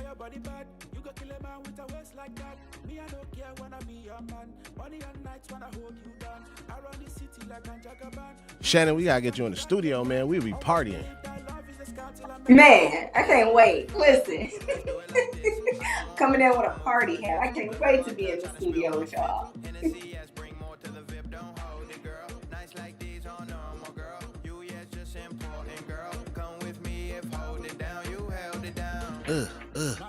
Gotta get the shoulders moving. Straight up. Ray, we got another call. The keyboard's not working, so I can't type it right now. But we got Sunny Brown on the line. She's calling from Milwaukee, and she got comments on the Adrian Browner situation. Let's bring her in. Sunny Brown, talk to us. Sunny? The Adrian Broner situation, I just think he need help. Like, everybody laughing at him and shit. I think if he get back in the gym and then he just get some help and stuff, he could get back boxing. People will still come out and fuck with him. He just need to get back right. All right. This is Sunny Brown. This is a family show, but we thank you for calling in. We go say he just needs some help. He needs some milk. That's what he needs some milk. I definitely agree. I genuinely feel like people would love to see him back boxing, and he does need help. Like, the camera being in his face is not, it's not giving him the help he needs. And I think that's exactly what she was saying, kind of what I was saying before. They laughing at him. It's like, yeah, he's making money now, but he's a spectacle. Yeah. So, callers, when you do call in, please be reminded that this is a family network. So keep, the profanity to a minimum. We'd like to stay active and on air. So please remember that you are calling in a family show. We thankful for all the calls that we do get, but let's remember to keep conversations respectful at the same time. The baby mamas. I know we went out talking about the baby mama, Elon Musk baby mama. So, do we believe that his technology and magical beam impacted the presidential election? Do we think that? Like, I want to hear from you. I want to hear from Zach. I want to hear from the callers. Do we think that Elon beamed me up, Scotty, the presidential election? He put a call into the aliens. Where he from? He looks like aliens. What planet is that? Listen, for real. Planet Fool. No, I'm just kidding. I personally, like, at this point, there's not much that I wouldn't believe. Like, I saw a meme that said if somebody told me that aliens were outside my door, I'd just be like, okay, I still got to pay the bills. So personally, yes, I believe there was some type of interference, and it might have been his lasers in space or all of the, because we do know he has a company, and I'm not, the name SpaceX. Is slipping from me. SpaceX. He has SpaceX. Yep. So we do know he has dealings in Starlink, space, so it's not far-fetched to say something's going on up there. And I mean, it's the interwebs. It's very clear that things can be rifled with. And when you have a certain amount of money, things can be swayed in your favor. So I feel like he probably did play a part, but obviously other powers that be played a part. I feel like the way he said it was weird because he's a weird dude. Like, even when you hear her reading the text messages, it's like, what earthling speaks like that? Like, he sounds like an alien. Like, he's texting like an alien. Like, dude, how long have you been on this earth? Like, did you just Earthlink is he's funny. weird. Like, he's a weird dude. So I feel like the way he said it made it sound more unrealistic. Like, I got the lasers going and there's a glitch in the Matrix, but I genuinely think he's just a weird dude. Yeah. So I cannot confirm or deny if I got no facts in if he actually impacted the presidential election. But what I can confirm is he has a $1.something trillion salary that is reliant on him being able to put a colony on Mars. So his SpaceX company IPOs in June. It's going public, which is connected to Starlink. And they are tasked with putting people on the moon. Not on the moon, on Mars. And he makes $1.something trillion if they successfully get this colony on Mars. What purpose is colonies on Mars? They want to put data centers out there, collect more information, cool a lot of these factories, that these data centers, the cooling is a lot easier to manage out in space, is what they're saying. So I've been following it pretty deeply, trying to get a better understanding. Now, when you get into being able to do things in space, first of all, I want to know who regulating the laws out there in space. How do you just say we finna go put a colony on Mars? Who signed that contract and gave that approval? But just wanting to understand how and what, because we're going out there for a reason. And what about the people that's gonna still be here on Earth? Are we entering into a space where people just gonna be taking casual trips to Mars and the moon, or is this like gonna be left on Earth? Exactly. Is this like these are just thoughts, these are things I'm seeing people have conversations about. So just really trying to figure out what's your thought? You moving to Mars? You moving to Mars? You living on Mars, Shannon? Shannon, like, nah, I ain't going to Mars. I ain't going there. You know what I honestly do? When I hear them like trying to see if people can live on Mars and they're going up there to see what's going on, with the direction that we have been going, I truly do believe, like, when you look at those movies and you see like the meteorites coming and everything's on fire and zombies down here eating people up in like the rich spaceship, like, gotta go. That's what I believe. I don't even think I can get a ticket. I might have to take one of these Adrian Broner up on an offer to give me a ticket. Look, I don't even know if he got enough money for a ticket. So I genuinely feel like there's going to be a select group of people that are going to be on Mars, and it probably ain't going to be us. I think at that point. Man, so we want to do a lot of different things with this platform that we have here today. So we thank everybody for the patience. Thank you for everybody online checking in.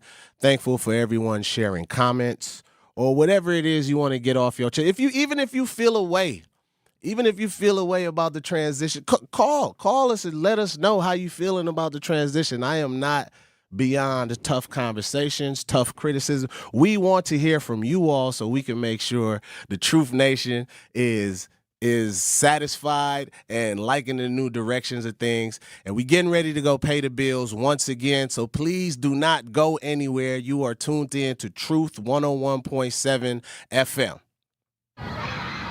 Our children deserve a real chance to make it in life, and a good education is a passport to opportunity.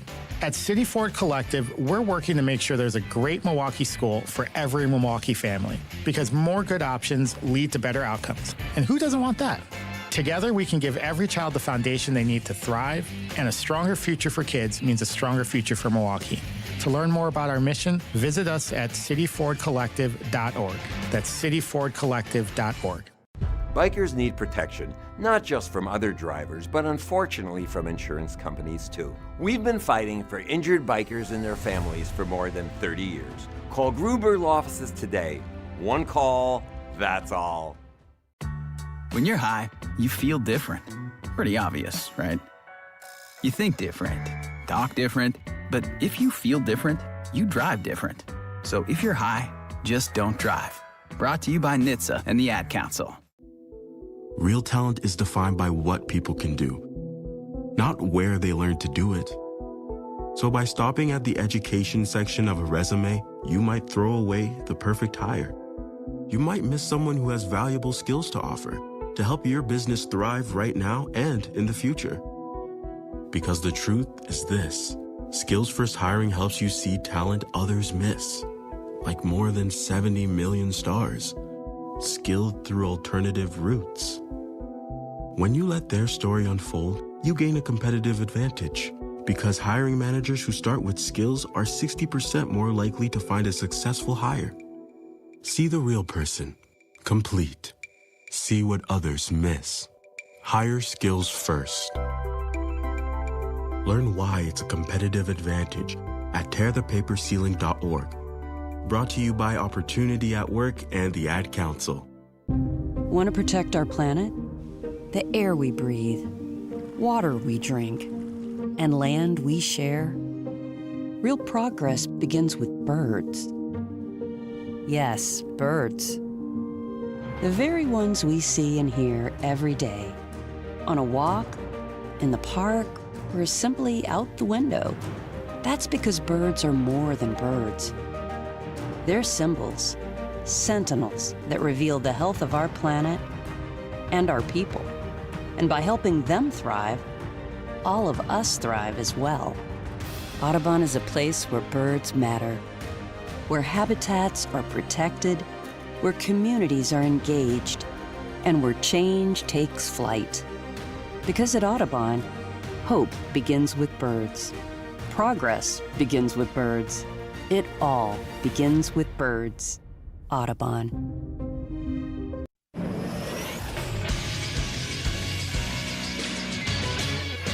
This sports update on 101.7 The Truth is powered by ESPN Milwaukee. I'm Nazir Spencer.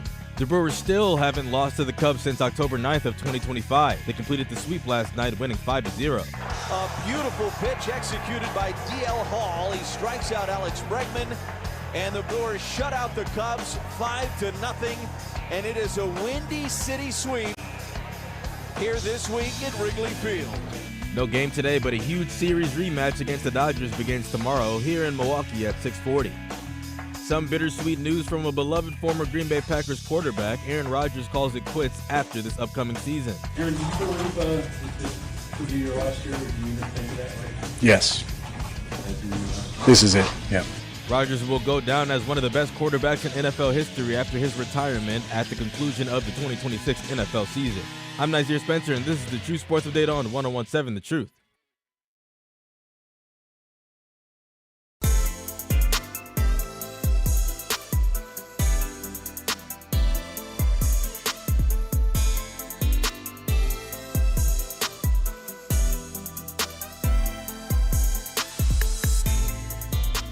What up, y'all? Welcome back. Welcome back. It is your boy Ray Nitty and my co-host.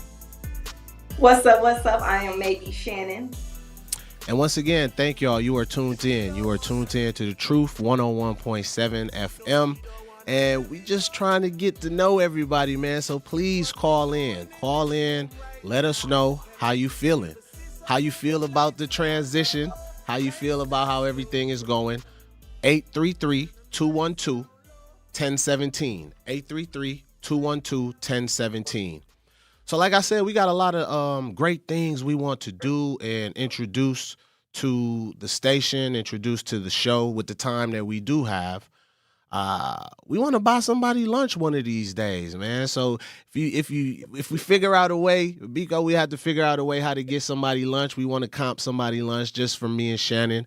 Thank y'all for listening to us, and take care of y'all on y'all lunch break one of these days. So however we could do that, we would love to be able to make that happen. We also got do we want to tell them about the karaoke, the verses that we're gonna be doing with them, Shannon? We're gonna tell y'all about it. So what we also want to do is bring some talent to the show as well. We want to use this platform to elevate some amazing talent, whether you're an entrepreneur or artist or somebody with a nonprofit and you have an amazing message that you feel just hasn't been being able to get the proper chance to be heard. We would love to share this platform with you and give you the opportunity to share your truths as well. So once again, we want to make fun. We want to have a lot of good fun too, y'all. So we're going to do like... make it radio fun. Yeah, we want to make radio fun again, y'all. So like I said, karaoke day. We're going to have a day where y'all come in. We're going to do the battle. Talent, maybe we do a Talent Tuesday or something one of these days. Yeah. Then we take care of some folks. Even if you just want to call in and shout somebody out, if it's a birthday, you want to give somebody a birthday shout out, really just call and let us know, and we'll get that on air for y'all. Talk to me, Shannon. Man, definitely. I would love to hear from the people. Let's keep the vibes high in here. Just call in, like you said, a birthday, an anniversary. If you on your lunch break and you just happy that you on your lunch break and you at that halfway point, if you put that 2-week notice in and you smiling ear to ear because you about to leave. Right. But yeah, just give us a call. Let us know what those vibes are like, man. This is the lunch break. It's that point of the day where you're looking at the clock and you can see the light at the end of the tunnel. Right. But listen, we almost there and we're going to get you through it. We're going to get y'all through it. We going to get each other through it, y'all. Listen. So, Shannon, what's your I wanted to share something with you that's been on my mind, right? It's on Milwaukee base. I'm trying to, and maybe this was a question for the mayor when he was here, right? Okay. I want to understand, and a caller, please call in if you can educate me educate us on this as well. The bump out lanes, the bike lanes that are supposed to be traffic calming measures, right? And here's my struggle with it. I don't see it calming no traffic. Two, I don't see nobody using the bike lane. Ain't no bikes in it. So we just gave. So are we talking? Go ahead. Are you talking about the baseball mounds that's like kind of separating it there now? Kind of. They created these like bump out situations that's like people are supposed to, it kind of bottlenecks the flow of traffic, but it creates like a space where the city bus could pull over and pick up riders. But then it has a bike lane where bike riders could safely travel. Yes, bike lanes should be a thing, right? But I feel like we just gave them their own road, and I ain't seen nobody using it yet. I haven't seen nobody use what you trying to say? You trying to baseline in the bike lane? No, not at all. No, I'm not. First of all, I do the speed limit. You said that's under. my bike lane. I do the speed limit on under. More so use of funds. Like, could we have used those funds? Like, instead of building bump outs, could that have went into the pothole and we fixed the pothole with that? Fun. So that's just kind of my thoughts. I think we got a birthday shout out too. It looked like, Shannon. Oh, for real? Whose birthday is it? So Blake is getting ready to do a birthday shout out. Bring him up for us, Shannon. Yeah, let's hear it. Blake, let's hear what you got to say. Whose birthday is it? Well, for first and foremost, I'd like to say welcome, new family. Welcome, extended family. Thank you. We got to get close to each other. We got to get acquainted. You know, I'm Octron Blake, off of 26 in Lisbon, off of 23rd and Keith. Born and raised Vincent Viking, Milwaukee's best. So we're going to get in touch with each other soon enough. Today is my daughter's 35th birthday. Ashanti Shimani Jasmine Blake. She's in Phoenix, Scottsdale. She getting married on my birthday weekend. My birthday is September 27th. Hey. I'm a girl dad. Hey. She get married on my birthday weekend. October 2nd in Phoenix. It's going down. I love you, baby. I know you listening to me because you say you've been listening to Daddy. And everybody out there, man, stay safe. Happy good summer. Happy belated Mother's Day to all the mothers. And just take time with y'all kids and they'll come around, man. Don't spoil them so much and make them read some books. Love. I know that's right. He came through with a message and a birthday shout out. I know that's right. We love a girl dad, man. Shouts out to him, man. Shouts out to him. Happy birthday. And she getting married as well. He said on his birthday weekend, right? September 28th. September 27th. Right there. That's beautiful. Yeah, so that's what we want. We want to see more of that, man. Call in, give a shout. If you got a business that you own, shout out your business. Shout out somebody you proud of. Shout out your family member, your moms, whoever, somebody that you care about. Let's use this time to really get acquainted with each other. I want to hear from some of the listeners that have been here before us as well and joining us on this new journey and get some of their takes. But these potholes, Shannon. Yeah, so I do feel like the money could have went towards the potholes, and like as you were talking, it kind of begs the question: how many bikers do we have in like the city? With like I hate to be that person, but like I know I don't see many people biking, and I do feel like is the sidewalk. I know in some places it's illegal to actually ride your bicycle on the sidewalk. You know what I mean? But it's also like, is it more of a headache for the drivers? Do we have to have a bike lane? So I think a bike lane is necessary, right? Okay. I just think how we designed it may have been excessive. But once again, I am not an avid biker. I know we do have a lot of great bikers, a lot of bikers in the city of Milwaukee. Okay. But I feel like I typically see them riding the bike trails is where I see a lot of the bikers at. That's what I'm saying. Like those bike lanes, I feel like those are more like people that commute to work riding the bikes, and like they're on like residential streets and like high traffic areas. And I don't even know if that's very safe right now. But we actually got a caller that wants to talk about the bump outs. Let's get them on. We got Quill from Milwaukee. Talk to us, Quill. Hi. What's going on, guys? Hi, sister. Hi, Shannon. It's Quill. Hey. I just tuned in. I just wanted to just give my insight a little bit about that. I personally hate the bump outs, just to be technical. I just feel like they put them in the wrong areas. And reason being, a lot of areas like Fond du Lac, they're some places where people try to still squeeze in to get that little jump in front of you and over you. Even for instance, every day I take 35th Street, 35th and what's that, Townsend. And they finally have an arrow right there for people that's going east. But in the same breath, we still got people trying to blow through there, cut you off because they know it's only one lane.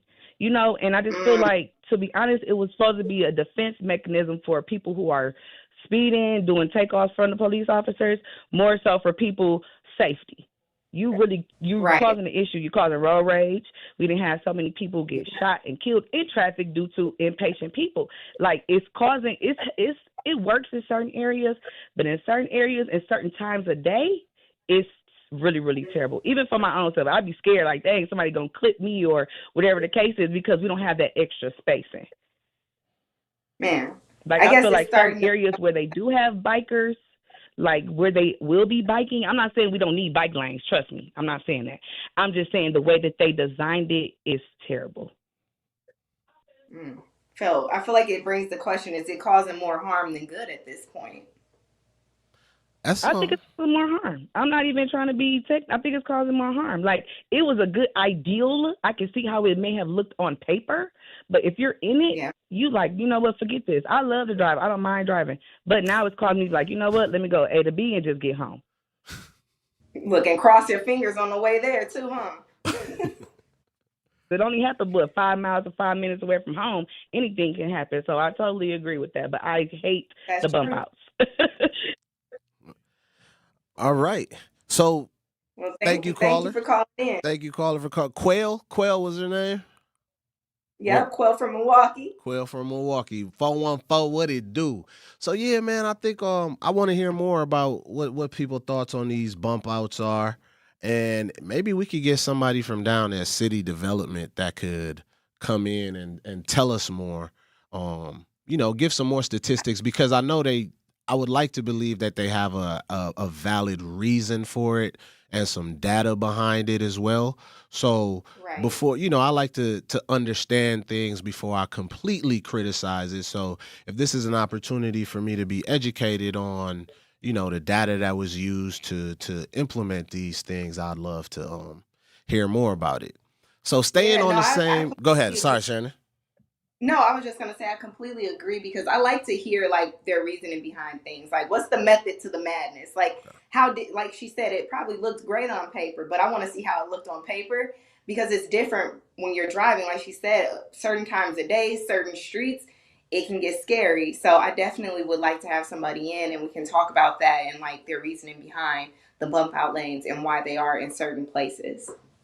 That is right. We want to hear from you. Give us a call, 833-212-1017. You are listening to Truth 101.7. So, if you know somebody from city development, would love to get them up here and share a little bit more insight to the bump outs.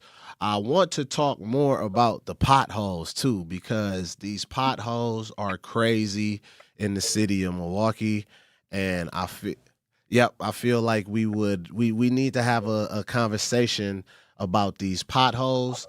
And right now, I just want to share how excited I am. How you feeling, Shannon? I'm feeling good. It's been a good show. We've heard from some cool guests, some fun stuff going on in the studio. I wish I was there with you guys physically, but we here spiritually, virtually. soon and very, very, very soon. But please do not go anywhere. Do not go anywhere. We have to pay the bills, y'all. Don't go anywhere. You are now listening to Ray, Nitty, and Shannon on Truth 101.7.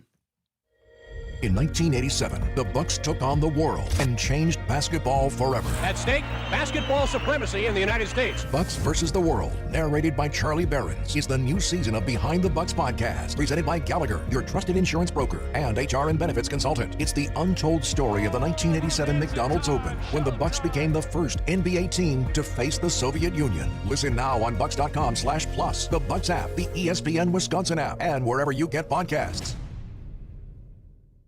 Life's better with Drive My Way from American Family Insurance, because we know it's more than just a car. It's your escape pod, your adventure mobile, your memory maker.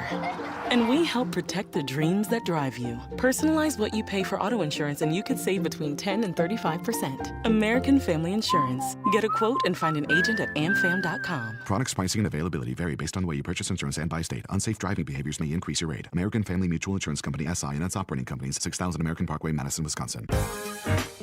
Hi, I'm Priscilla Presley. My love for animals began when I was 5 years old. That sparked a lifelong commitment to speak up for animals who can't speak for themselves. Elvis and I supported American Humane Society because your compassion can change a life. American Humane Society strengthens the bond between humans and animals. Please visit AmericanHumane.org to learn more. Thank you.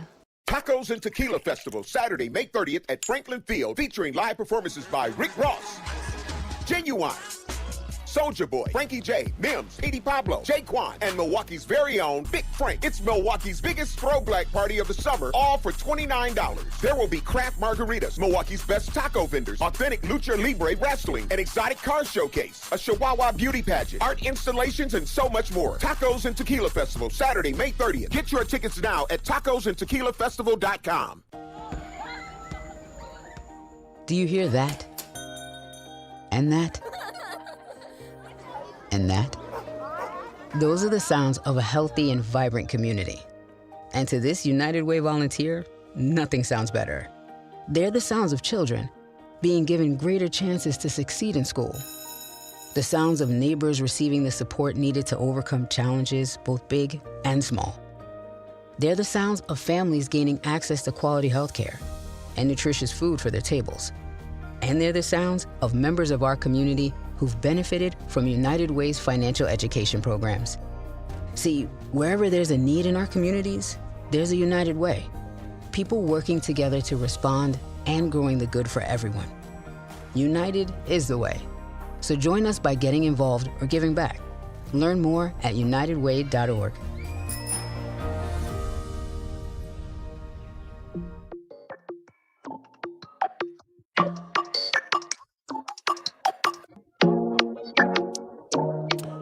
What up, y'all? What up, y'all? We are back. We are back live in the American Family Insurance Studio in the heart of downtown Milwaukee, located right in the 3rd Street Market Hall. You are now tuned in to your boy Ray Nitty, and maybe Shannon is in the building as well. There we go. Spiritually and virtually. We gonna get you here live, Shannon, man. We gonna get you here live. I can't wait. Oh, I'm gonna be here live in living color. Man, so back to the potholes that you could lose a human in. So I wanted to share some information, right? So people complain about the potholes a ton, right?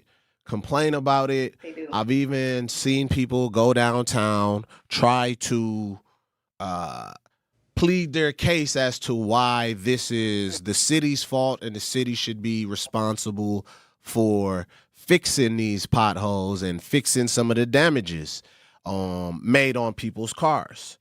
And typically, I'm people. I'm one of those peoples. I'm one of those Yeah, peoples. no, completely understandable. But so before we go back into the potholes, we got 2 callers online right now. So first we want to go to Kathy. We wanted to talk about the bump outs. Kathy, how you doing? I'm doing great, and welcome to the radio station. Thank you, Kathy. Kathy, You're thank welcome. you. Oh, yeah, you're welcome. You know, I'm going to tell you about bump outs. First of all, somebody had a mixed up brain and wanted to make a little plaque for themselves for these bump outs. I'm off of Brady in Franklin. I've been over 20 years. Why on Van Buren, it looked like a zoo. There's no speeding down and jumping over places. You have to wait for the bus. You got to wait for everybody. You can't even pass through. And then you go to Water Street in Pleasant from like Speed Queen, and it comes down Pleasant, Lisbon turns in Pleasant. Oh, why you got bump outs here? Yeah. Somebody speed. I'm going to tell you, you got 3 different turns right there going into Brewers Hill over that way. I'm going to tell you something. I had to sit there, and we didn't go anywhere. The paramedic truck was trying to come through, and a fire truck. There's nowhere we can move to. There's none. You know what I'm saying? You come down there with Golden Meyer School, is that right? Yeah. There's no turning. You can't move over to the side for a fire truck or anything, or paramedic, okay? So why are you messing up Van Buren like that? And then you have to make a turn. Well, I'm going to tell you what my turns are. I don't care who wants to report me. I'll give you my 2 vehicles, license plate number.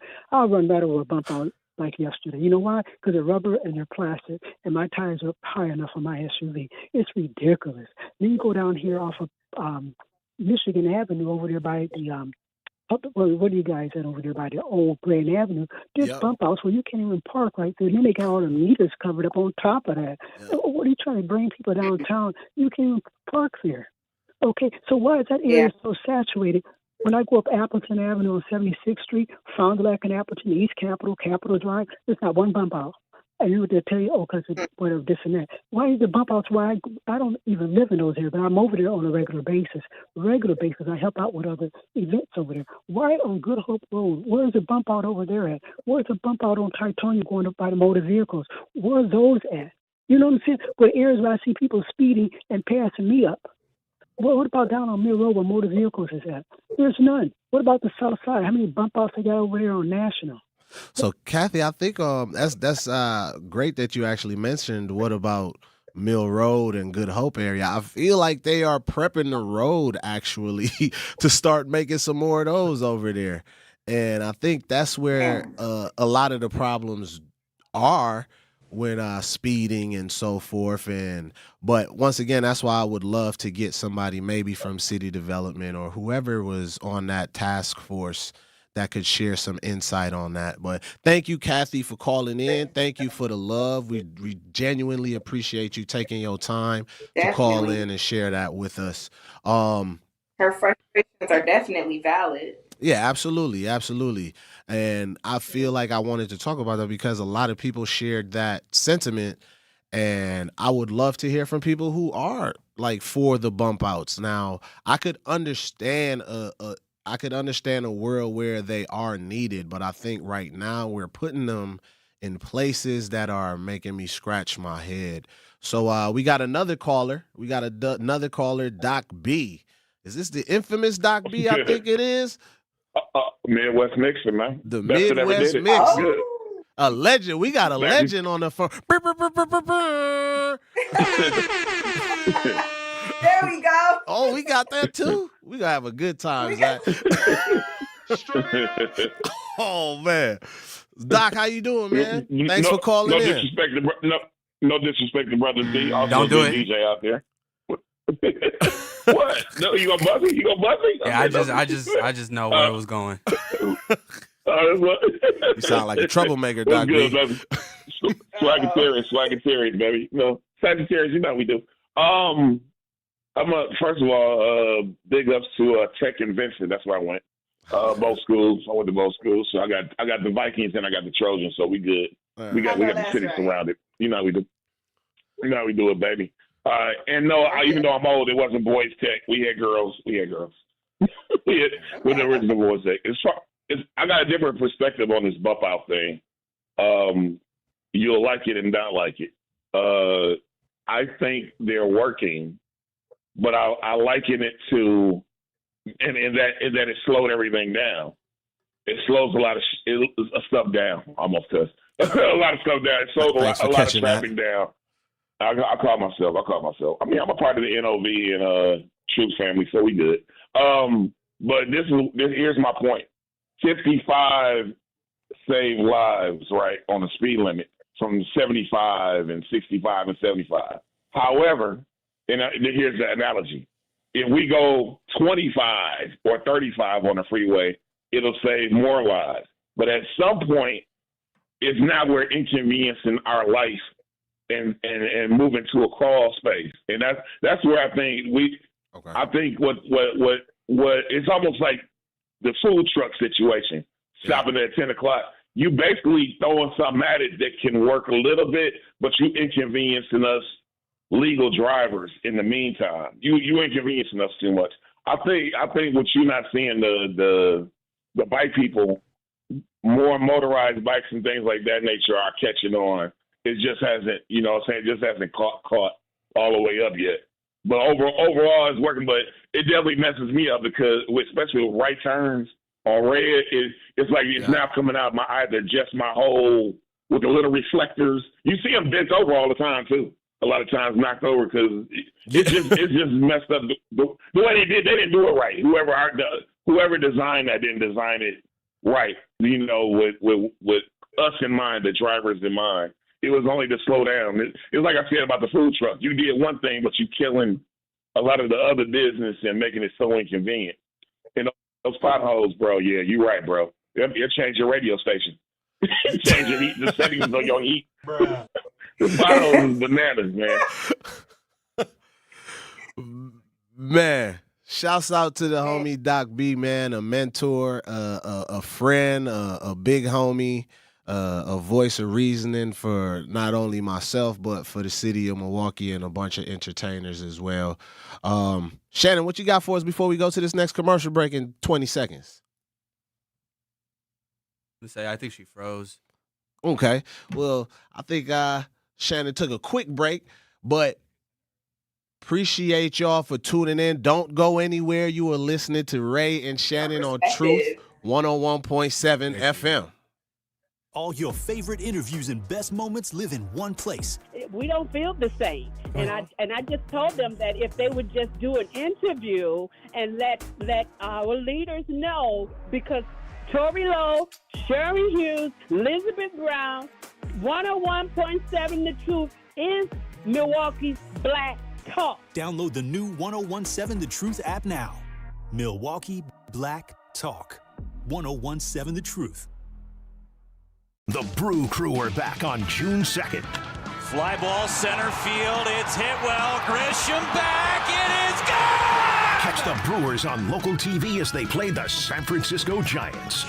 Got him swinging. Throw him a curveball. It's 11 Ks for Mizorowski. Brewers baseball is presented by Construction Business Group. Tune in June 2nd at 6:40 on Fox 6 in Milwaukee, or check your local listings to watch the game. People don't realize that glaucoma is one of the leading causes of blindness. Because there are often no early symptoms, nearly half of those with glaucoma may not even know they have it until vision loss has occurred. I was diagnosed with normal tension glaucoma in July of 2020. And what we found out at that point was I had already lost 40% of my sight. You think it only affects people that are, 75 or older, retired, grandparents, and that's not the reality of it. I didn't think at all glaucoma was going to affect me because I didn't know of anyone that had glaucoma, no one in my family. When you have glaucoma, you can't get back that sight that you lost. And so early detection and treatment is vitally, vitally important. Don't miss life's most beautiful moments. Schedule an eye exam today. National Glaucoma Research, a Bright Focus Foundation program, offers free resources and tips for healthy vision. Learn how to protect your sight at stopglaucoma.org. When I was diagnosed with Hodgkin lymphoma, I had so many questions. I didn't even know that it was cancer. Now I do. It is cancer. Blood cancer.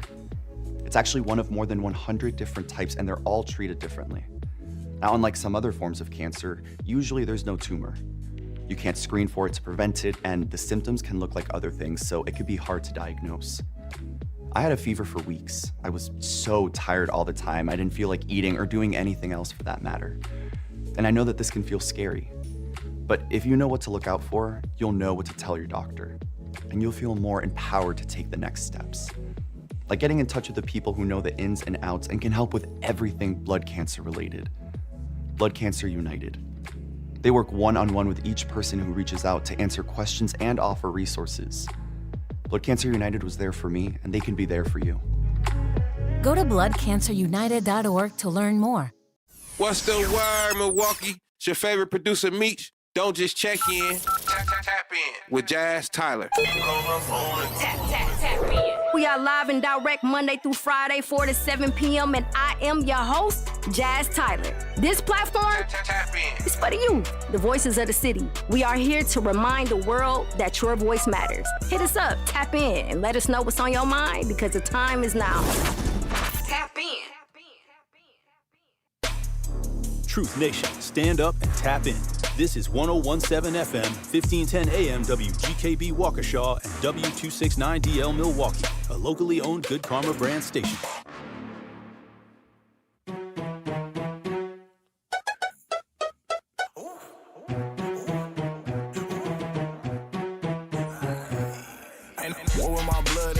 We gon' take it out. Mac 90 with a 50, put it down. Here, but it's for real. Catch you like ain't no playing, we gon' end it here. We barking on the truth now. And I'm standing. I was not playing. Listen, I mess with it. I love me some Milwaukee music. Have you swerving around them potholes for real. Like, right. Hey.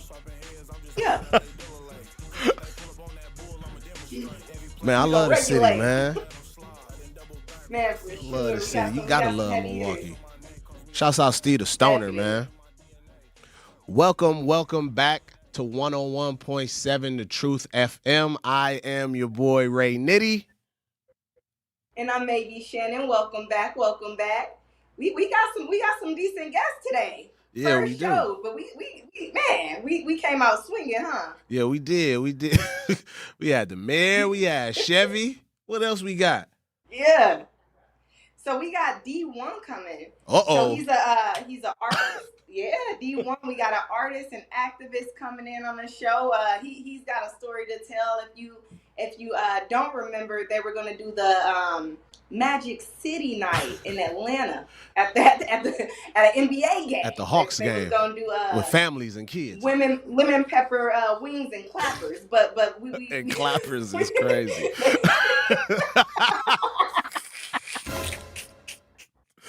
Oh my God! To that.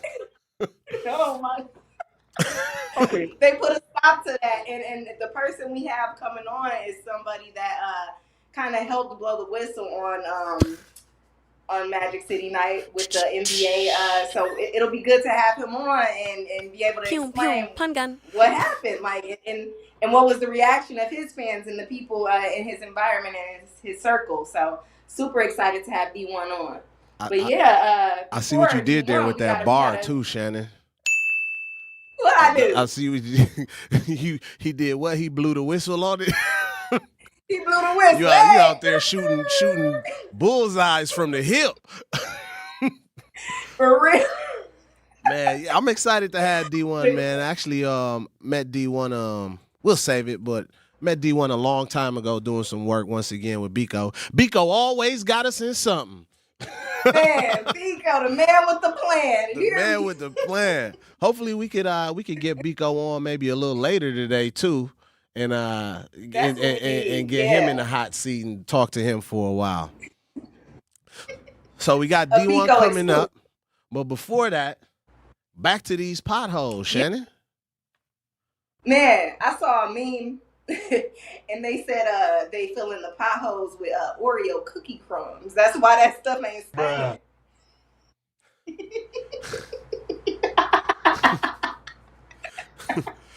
Man, so I believe it though, because it's like, I feel like since I was little, they've been filling the potholes. Milwaukee ain't that big. It ain't no way that y'all ain't done filling these potholes. I genuinely feel like, what are they using? I'm almost that's 30. what I said. I got wig glue that could hold these potholes together better than what's happening right now. I got you. Like, let me know if y'all need me to pull up with the wig glue. Man, what kind of glue is that? Listen. I be mixing it up. All right, you let me know. Man, so yeah, I do think we need to get these potholes under control. So, quick thing about the potholes. I was stating before we went to commercial break that you see people going downtown to City Hall, pleading their cases, trying to save the hard-earned money that they worked for and not have to continuously pay for replacing tires, axles, a lot of different broken maintenance on cars, right? And what the city has been able, please call in and fact check me if I'm wrong. Like I said, I'm not beyond being corrected. But what the city typically does is they would say, hey, we don't have no recollection of that, and will not assume responsibility for it. But we have this device. There's this tool on the City of Milwaukee's website now where you can report all the potholes in the City of Milwaukee. And once you report the potholes and it's actively tracked and you show up to City Hall and say, hey, I hit this pothole, and when they ask the question, is it a pothole that was reported? You could be like, yeah, it was reported, and then it has a map as well. So you could go on the map, open the map, and put a pin in where the potholes is. It's probably going to look like a whole street full of potholes when you look on the map. But I encourage everybody to, if you see a pothole, report the pothole. We'd be doing all of Milwaukee a great deal of service, in my opinion. So if you see a pothole, report the pothole. I think that needs to be wider spread knowledge, because I didn't even know that, and I feel like a lot of people don't know that there's a way to report it. I think people always, I think my mom's go to is call 211. You know what I mean? Like, I call them, but it's like there's a better way to report it. I'm like, all right, then what? You know what I mean? Like, there's a good way to report that. So it's good to know that, and I think the more people report, hopefully the better things get. But part of me kind of feels like there's no way that people are not reporting this. This is a very known problem. All they got to do is drive down the street. Yeah. So I think, like you said, I recently was made aware of this tool as well. I was not up to date on that. We had an app that you could report city potholes in. Shouts out to the homie Don. Don put that knowledge onto me, so thank you for that. And I'm sharing it with the people today. So if you didn't know, now you know. You could report all these vicious potholes in the City of Milwaukee. And that way, when somebody else hits it, then the city could actually assume responsibility, and we could keep some of those dollars. So how many times, like, I guess how many times does one pothole have to be reported for the city to assume responsibility? It sounds like from the knowledge I received, once it's reported and tracked on the map, it's documented as, hey, this is a pothole that the city is aware of. So the ones that they get off the hook on is the ones that they look into that same tool and be like, nobody reported this pothole yet, but if you'd like to report it, you can go to this tool and so forth. Oh, gotcha. Yeah. So I guess that's just a tricky situation because with day-to-day people with their day-to-day lives, like, I don't always have time to pull to the side of the road, be like, where I'm at, let me track this pothole and things of that nature. You know what I mean? Like, so that's probably how they're like slipping between the cracks, so to speak. But I guess it's something that has to be done. If we want change, we gotta be vigilant and document those potholes. Yep, absolutely. And sounds like a job for a young person. The city could create a job where young people go around and use this technology-savvy app and report all the potholes. We have a caller, Al, on line 1. Go ahead, Shannon, and then we'll go to Al on line 1. Yeah, no, I was just saying that definitely sounds like it could create a job opportunity for some young people that are out and about already, and they can just track potholes all day because the city needs it and we're asking for it, obviously. So, hey, we coming up with ideas up in here. We cooking. Yes, sir. Yes, ma'am. Al, talk to us. Well, good evening. First of all, these bump outs ain't did nothing except hold up traffic and bust tires. So let's not play stupid. See, your politicians think you're stupid, okay? Because, see, what happened was when these black issues was out of control and everybody sitting there acting like they don't know what they want to do, they were dragging their feet, okay? And these are the same politicians who use your neighborhood as a pity party to get elected. I'm from 53206. We always got addicted. So you should know how to fix black issues if you're black, but you got to remember when you're black, they drag their feet because they only cater to whites. Because when the woman got hit on the east side, who probably got 32 characters in her last name and probably drive a Subaru, they was on that issue like horse on grown people. Dookie, let's understand that. So don't come feed black people no MF and bull sugar honey iced tea that you don't know how to fix nothing. Now you ask them why that ain't happening with the whites. You see them happening with the whites? Because you know when the whites charge you, you own it. We gonna clean the thick and thin on it when it come to whites. But when them black people started on village and them people were shooting, where was them black politicians talking? The reckless driving? Oh, we don't know what to do. But I bet you if you're white and you drive a Subaru and you eat organic and beans and barley, they're going to be on it tomorrow. You ain't old enough. Have a good day. Al, we thank you, Al. We love that energy, right. Al. Please call in anytime and give us that energy, Al. Y'all, please do not go anywhere. You are tuned in to 101.7 FM, The Truth, with your boy, Ray Nitty. You served behind the desk. Shannon, you're supposed to say. You served in combat. You did 4 years and got out. You were drafted. You gave 20 years. You gave exactly what your country needed. And so did you.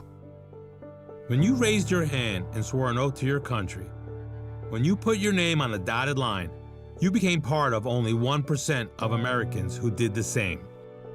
You are a veteran. You are a veteran. You are a veteran. Because no matter when, where, or how you served, you made a sacrifice for your country, and you deserve support. If you're struggling with life after service, don't wait. Reach out. Reach out to a loved one, to a fellow veteran, to VA. Find resources at va.gov/reach. Brought to you by the United States Department of Veterans Affairs and the Ad Council. Discover your new favorite city, Milwaukee. Catch a sunrise over Lake Michigan. Sip your way through craft breweries and dive into a dining scene that's turning heads. From museums and music to thrilling sports teams and buzzing nightlife, Milwaukee delivers all season long. Good things are always brewing on the Fresh Coast. The expert guides at visitmilwaukee.org have everything you need to fully plan every detail, whatever it is you'd like to do in Milwaukee. Plan your trip today at visitmilwaukee.org.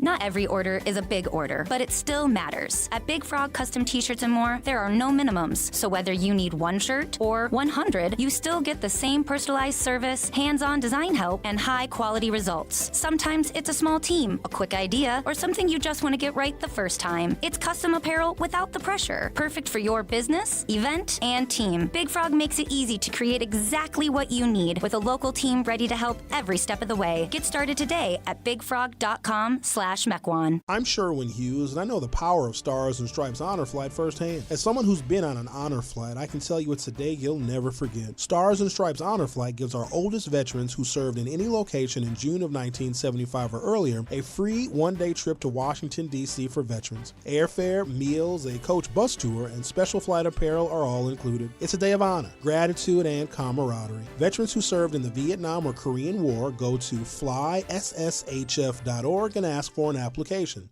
What's the word, Milwaukee? It's your favorite producer, Meech. Don't just check in. Tap in with Jazz Tyler. Tap in. We are live and direct Monday through Friday, 4 to 7 p.m. And I am your host, Jazz Tyler. This platform is for the youth, the voices of the city. We are here to remind the world that your voice matters. Hit us up, tap in, and let us know what's on your mind because the time is now. Tap in. Mic check 1, 2, here we go. D1 coming through, man. I thought you knew, man, that I'm a new man. Yeah, and I ain't giving up my happy. Look, I thought you knew I wasn't giving up my happy. I worked too hard for this. Look, I don't look like what I've been through, amen. When I ain't have outside money, I stayed in. When hard times showed up, I could've caved in. But mama didn't raise a loser, I played a win. I've been through a lot of drama, but it never broke me. Now I'm happier than ever, ask the ones who know me. People swear they be so loyal, I just tell them show me. Sometime they in, sometime they out, this ain't hokey pokey. Smiling from the inside, I be glowing. Had to learn to trust my gut, I be knowing. Don't poke no bad vibes around me, I be towing. Did you my harvest from the seeds I've been sowing? It's the same God, different day. Whether hidden in the hills or the hood around the way. If you focus on the good, trying to get it, I'm delayed. Say, ayy. I'm not giving up my happy. Ain't up for discussion, don't add me. All that negativity won't pass me. We going high tonight, up to the sky tonight. I'm not giving up my happy. Ain't up for discussion, don't add me. All that other stuff can walk past me. We going high tonight, up to the sky tonight. I'ma make you feel good if you're around me. Let's party. What up, y'all? Welcome back to Truth 101.7 FM. It is your boy, Ray Nitty. What's up? And it's your girl, maybe Shannon. And we got a special guest, man. The homie, a friend. I've been knowing bro for over 15 years. We met a long time ago now. Y'all make some noise and give us a warm, loud applause for the homie D1. D1, welcome to the Truth family, man. How you feeling, D? Oh, y'all can hear me? Okay, yeah, we can hear you now. We got you now. There you go. How you feeling, man? Man, I said thank y'all for having me, bro. I feel amazing, bro. This is a great season of life right now where I'm seeing a lot of the fruit that I planted seeds with, you know what I'm saying, years ago. Yes, I'm sir. seeing it bearing some real fruit. So yeah, it's good. Man, so we know you a busy brother, man, doing God's work. So we're not gonna take up too much of your time. Shannon got some questions we gonna go right into it. So let me start with the first question. Why does Milwaukee love you so much, D1? Milwaukee respects authenticity. Milwaukee could see through the fake. And if Milwaukee don't think you genuine, Milwaukee ain't gonna be welcoming to you, you know? So I think Milwaukee has always connected with me because I'm comfortable in my own skin and I'm genuinely who you see. I'm not one way in front of the camera and one way behind the camera. So I appreciate that. I think it's been since 2010. I got an ongoing relationship with Milwaukee and we ain't never had a bad day yet. Man, that's true, man. I met you first at Put the Guns Down Festival at Campaign Against Violence was doing. And I just saw the impact that you had with the young people. And in my mind, I'm like, oh, who's this brother, man? He ain't even from Milwaukee. He got all this energy coming in, all this love, everybody. And your message is what was important as well, because you don't use profanity in your music. You don't glorify a lot of the things that traditional music, let me not say traditional music, that current music glorifies right now. So how has that been for you? Like you have been the exact same D1 from the day I met you. So when I see people saying, "Oh, he clout chaser," I'm like, y'all just don't know D1 then. So tell us what you've been up to, man. You starting a lot of good trouble around the world, actually. Yes, sir. I'm simply shining my light in dark places, and some people, they get offended by that because they feel like it's me calling out them. And it's like, no, I'm not calling you out. I'm calling you in because you have light inside you as well. And I'm calling you in to start to shine your light, as opposed to being okay with being tricked into spreading negativity and evil. And just because you figured out a way to get paid off of spreading darkness and evil, now you think it's permissible. And it's not permissible if it's actually poisonous to our community. So that's all it is, bro. And let me not speak in metaphors. What I mean is my platform has gotten a lot bigger over the past 3 years. Like, there's been a lot. That song y'all played, that song called My Happy, that song came out in 2023. When that song came out, it literally always reminds me of when I started to feel like an uptick in people paying attention because My Happy came out. I started a fellowship at Harvard University that same year. So now you got to do from the hood in New Orleans, going to Harvard University and teaching and doing research around the role hip hop plays in the Black community. So, I went from the hood to Harvard. I had a song come out that really blew up and went and did amazing things. And then on social media, I started to notice that a lot more people were paying attention to not just my music, but my commentary when I speak about what's going on in the world. And so all this kind of came together at the same time, bro. And I've been enjoying the ride ever since. Unfortunately, you got some people now, they try to call me a clout chaser, but they use me for the clout. They'll use my name as something to bring up online in interviews, and they use my name to try to get them some clicks. And I just had to adjust to it, man, because thankfully, if there's somebody in Milwaukee who's trying to talk down on D1, there's a Ray Nitty in Milwaukee who could say, man, dude been the same for 15 years. There's a Biko Baker.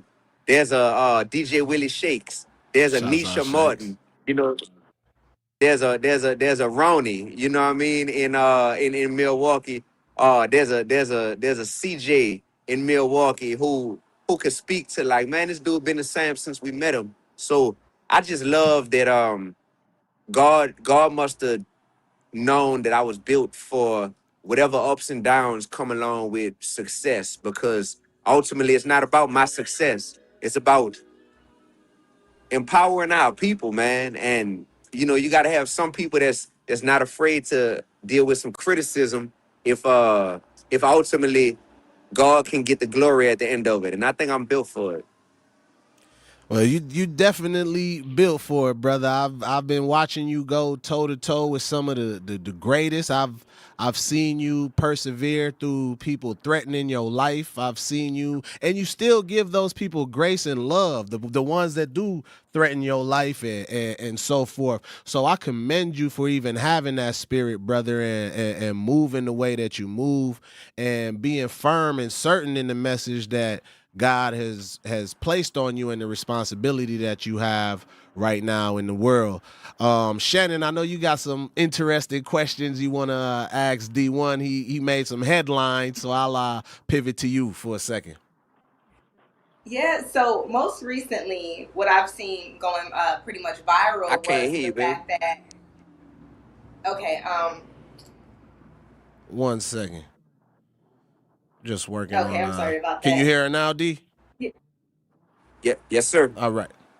All right. So most recently, I saw that you went viral and made headlines about the fact that Magic City Monday was happening at an NBA game. Can you tell us more about that and how you went viral? Yes. I was appalled when I saw that the Atlanta Hawks were about to have a strip club themed night at an NBA game where kids were going to be in attendance.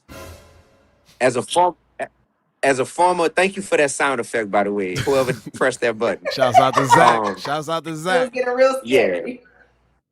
As a former middle school teacher, I am always trying to protect our babies by any means necessary, protect the innocence of our babies. And when I see that places that are reserved for adults are now trying to take that culture and bring it to places that are supposed to be family oriented environments, I'm just like, nah, man, like why? Like why do we have to do that? Then the city of Atlanta is so great for so many reasons other than strip club culture. So if we truly wanted to celebrate Black excellence, we have so many people and places and things about Atlanta that we could celebrate. So I spoke up about it on social media, the same way all of us do. We all have social media accounts and we use them to show the world what we have going on, but also to voice our opinion about other things going on in the world. Because I spoke my opinion and I did what the great leaders have all taught me. I did what the Biko Bakers have taught me, which is you have to use your platform to galvanize people, to mobilize people, to organize people, to say, okay, we're stronger together when we collectively move in the same direction. So I got my audience to speak out and to hit up the Atlanta Hawks and express their displeasure with this strip club themed night at an NBA game. And ultimately, the night got canceled. So it was like, okay, the night got canceled. And I thought that was a victory. I thought that was a victory. The entire night canceled at an NBA arena. D1 got the whole thing canceled. Not by myself, but I definitely played a part in it for sure. That it wasn't just me by myself, but a lot of people around the country felt the same way. So collectively, we were able to get the night canceled, and that right there, Shannon, that's what pissed people off. And when they felt like, oh, you were successful at canceling something that we wanted, I started to receive diss tracks made about me, death threats, people going at me in all these ways. And so I had to adjust to the reality that some people are really feeling like I am threatening what they wanted to, see pushed to the mainstream and to the forefront. Yeah. And I'm okay with everybody not liking me because I'm best that night didn't go on. So you would say you were pretty much one of the original whistleblowers that pretty much mobilized everybody and got people to do what they were supposed to do to voice their opinions. That's a great way to put it. Yes. Because some stuff you don't even have to think hard about it. Like for example, I'm sitting outside right now. They got a lady riding on her bicycle. If I see a dude run up to her and push her off that bicycle, she probably in her 40s. If a dude run up to her and push her off her bicycle, I don't even have to think twice. I'm finna put this phone down and run over there and help that lady and do what I gotta do, depending on if that dude is still there or if he run off. But I might have to, get in his face. I might have to rough him up. Like that's just that's just. I don't have to think hard about that. So with the strip club night at an NBA game, I didn't have to think hard. It was like, that's not right. I gotta speak up. That's it. So I feel like we kind of hit on this a little bit earlier. I feel like now people are more hesitant to reach out and kind of intervene in situations like that. So the people like you, the D1s of the world, need to be more forthcoming about being like, listen, this is what we got to do. You need to be that voice of reason and be that voice that gets people to realize, like, we need to do what we're supposed to do. Like, I saw a few people kind of express displeasure about it and kind of say, like, yeah, why are they doing that? But nobody really mobilized. Nobody really took action. So for you to kind of internet and get people to give them the to take action, that's amazing. Thank you. It's all part of the job. It's all part of my job as a leader and as a person who, like, we work so hard to build these platforms. Like, I seen Ray Nitty grinding for the last 16 years of his life. And it's like when you get to the point where you're on the radio and people know you as an artist and as a voice for the community, we prayed for these platforms. we got to use the platforms to actually say and do something significant. Like, why pray for the platform just to get it and be scary and tuck your tail between your legs, man? That's lame. That's true. That's true. Phil, before we go, I also wanted to hit one more thing. How do you feel about being banned from all the Atlanta adult entertainment clubs? I feel like they wouldn't ban me if they didn't feel like I was a threat to their culture. So that was a compliment for me to get banned. It let me know, oh, I put a song out. So the song is what got me banned. The song is called Shut 'Em Down. And when I put out this song called Shut 'Em Down, it's about shutting all the strip clubs down. And you know, I'm from New Orleans, so I'm gonna tell y'all something. Listen, I'm very cool, calm, and collected. I'm very peaceful. I'm definitely non-violent. But I do have a level of like, you not finna play with me in me. I definitely have a level of that. And so when people started making diss tracks and threatening my life, and I just felt like they was feeling like they could bully me. You heard me? And I was like, no, you're not finna bully me, and I'm finna prove this to you, because I'm finna go stand in front of all the biggest strip clubs in Atlanta and film the video to this song in front of y'all strip clubs, just as a way to show you, like, I'm not scared to stand for what's right. I'm not scared. And I'm gonna be standing here by myself. I don't need 30 people with me. So I did that as a symbolic gesture to show that, like, look, like, just because I'm saved don't mean I'm scared. You feel me? like I know that's right. It's good to remind people of that here and there. Yeah, like that's it, yo. I'm still a holy hot boy at the end of the day. Like I'm I like that, a holy hot boy. I like that one. I know that's real. For real. So that's all. And you know what?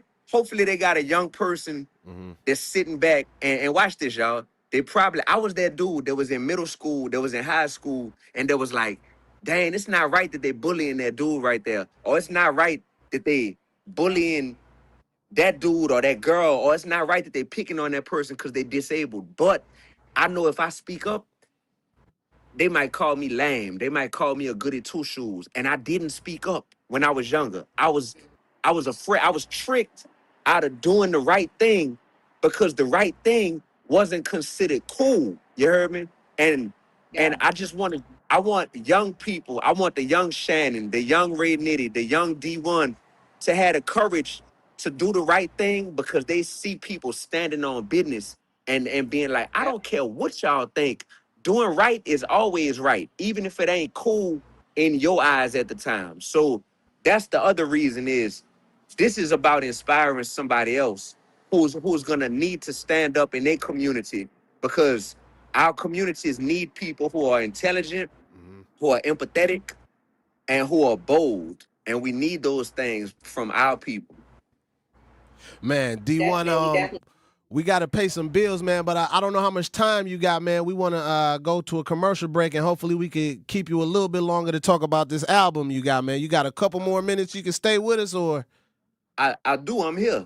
Okay, well, y'all don't go anywhere. You heard it yourself. D1 is putting in overtime with us right here on Truth 101.7, just kind of like how your boss going to do when that clock hit 4 o'clock. Be like, can you stay one more hour?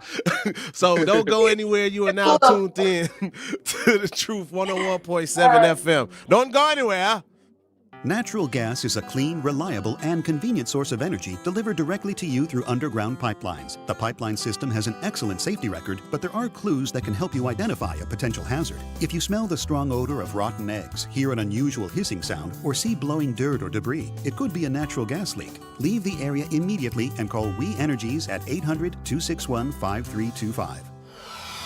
We Energies. People you can trust. Energy you can depend on. Don't miss one of Milwaukee's favorite summer traditions, the U-Path Ride for Arts, presented by Miller Lite, returns Sunday, May 31st. Ride a fully closed 20-mile course across the Hone Bridge with incredible lakefront views. Kids 12 and under ride free thanks to the Brewers Community Foundation. All in support of Southeastern Wisconsin Performing Arts. 7 a.m. start, finish at U-Path Fest on Summerfest grounds. Register today at upaathride.org. That's UPAFRIDE.org. Teachers are dynamic leaders, shaping a new generation. They bring a variety of perspectives from diverse backgrounds, innovating how they teach to prepare students for our fast-changing world. Achieving this takes skill and expertise.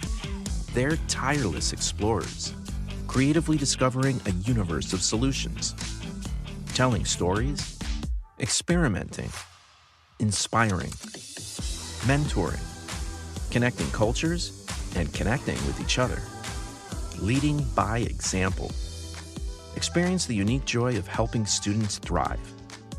Teaching is a journey that shapes lives. Are you ready to begin? Explore teaching at teach.org, a campaign supported by the U.S. Department of Education, Teach.org, and 1 million teachers of color.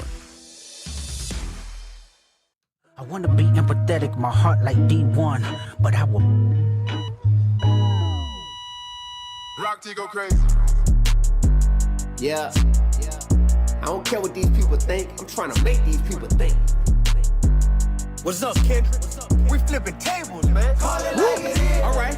Y'all done turned this culture trash. These so-called legends ain't no legends. I don't care if they sold millions. All you hearing they message. Poisoning our whole community. Everybody hypnotized. Why you think nobody respect black people? No big surprise. Call it like it is. And I love New Orleans. Welcome back. You are tuned in to The Truth 101.7 FM with your boy Ray Nitty. And I'm maybe Shannon. And we have an amazing guest again with us, D1. He's putting in overtime with us right now, y'all. Shannon, I know you have some more questions. Hey, that record was slapping too, D1. Is that on the new joint? That's on my last album. That's on my album called Hypocritical Hop. Hypocritical Hop. The song is called Call It Like It Is. Call It Like It Is. Shannon, I'm going to let you take it away. Shannon, do your thing. It sounds like you living by those words, calling it like it is with the shutting down these strip clubs. But aside from that, I heard you have a new album coming out. Do you want to tell us more about that and what inspired that album? I would love to, and thank you for the opportunity to do so. This is my 15th album of my career. It's called The Shift. The reason why it's called The Shift is because by the grace of God, a shift is upon us. Like, I see people waking up in real time. I see fans getting fed up in real time. We want more from our leaders. We want more from our politicians.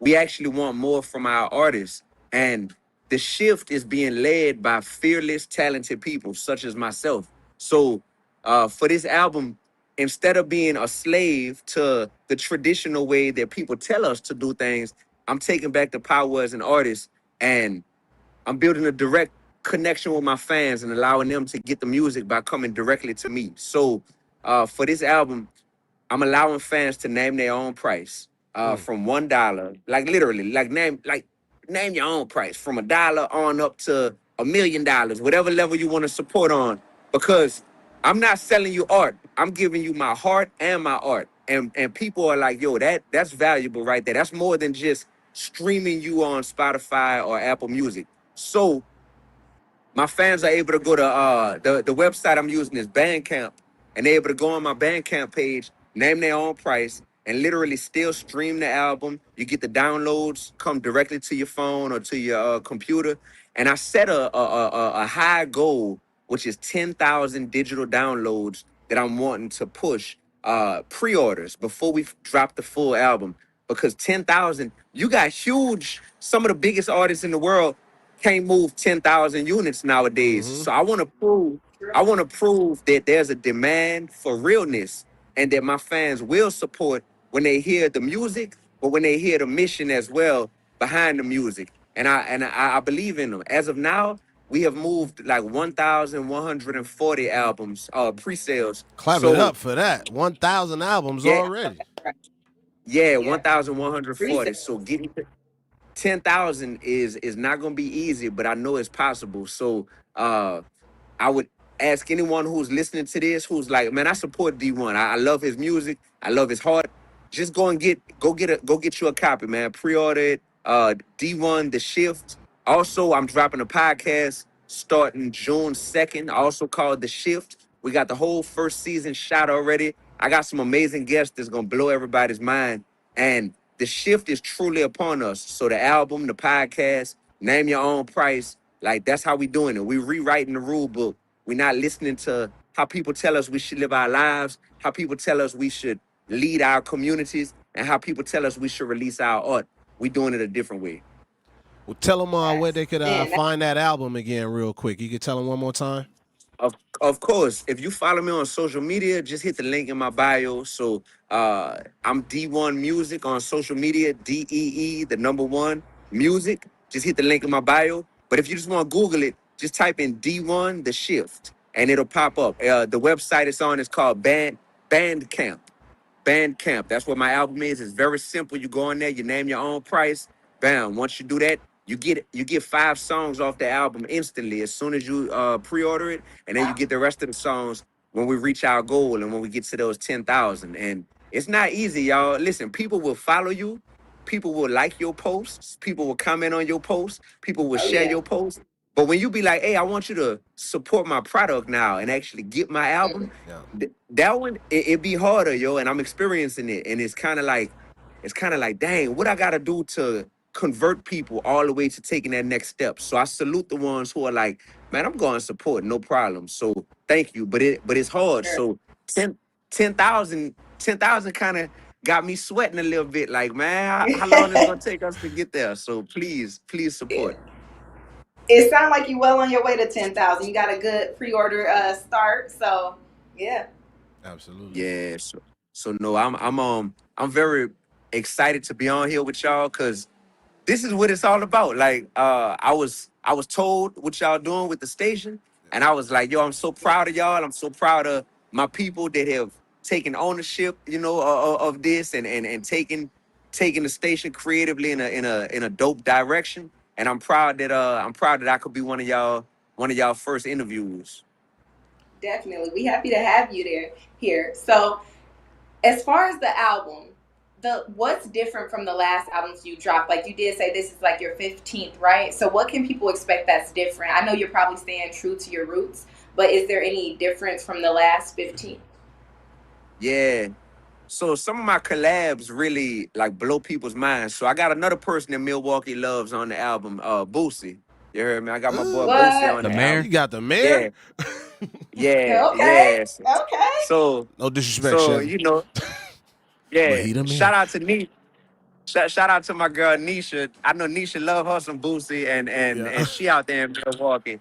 And yeah, yo, it's amazing because the collabs that I have, I see that God has made me a bridge between different worlds that don't normally intersect and overlap with each other. So, from the streets to the church to the college campuses to the barbershops, like we are all beautiful human beings that God has created, and we got more in common than we got differences. So as an artist, I'm able to do collaborations with people that are not normally expected to be working with a D1, but they got the utmost respect for me. So, this album right here, The Shift, is really about us not being afraid to loudly and boldly say, we want better for ourselves. And we about to make music that shines a light on the best of us instead of shining a light on the worst of us. You know what I'm saying? Like, we got to acknowledge the worst of who we are and do the work to improve upon it. Hip hop has tricked us to where we shine a light on the worst of who we are, and then we celebrate the worst of who we are and be like, yeah, I killed that. Yeah, I slid on my ops. Yep, that was me. Put that work in last night. Yeah, that's me. That, you know what I'm saying? Like no. Let's shine that light on the worst of what exists in our world. But then let's do the work and let's create the art and the soundtrack to better our conditions. And that's what The Shift is. That's what this album is. You're definitely focused, a heavy focus on elevation. There you go. That's a one sentence way to describe what The Shift is. It's a heavy focus on elevation. And some people don't want to elevate, Shannon. Some people, I realize they don't. They don't. Elevation is uncomfortable. So the people who don't want to elevate, guess what? D1 feels like a person that my spirit irritates their demons, and I see it. Mm-hmm. So they try to discredit what I do. Oh, he can't rap. Oh, yes, I can. Like, stop lying, y'all. Y'all know I can rap. Now they playing in your face. Look. Yeah, like, oh, he's just a clout chaser. Stop playing. Like, y'all know, those of y'all You who really do a little do bit of this. research, D1 been the same since day one. Like, oh, well, he, and they just try to find something so much. And it's like, just tell the truth, which is you don't want to elevate. Like, that's it. Right. Like, you and don't want to somebody elevate. elevating is making them uncomfortable. That's what it be. It's like people get uncomfortable when they see that there is another way.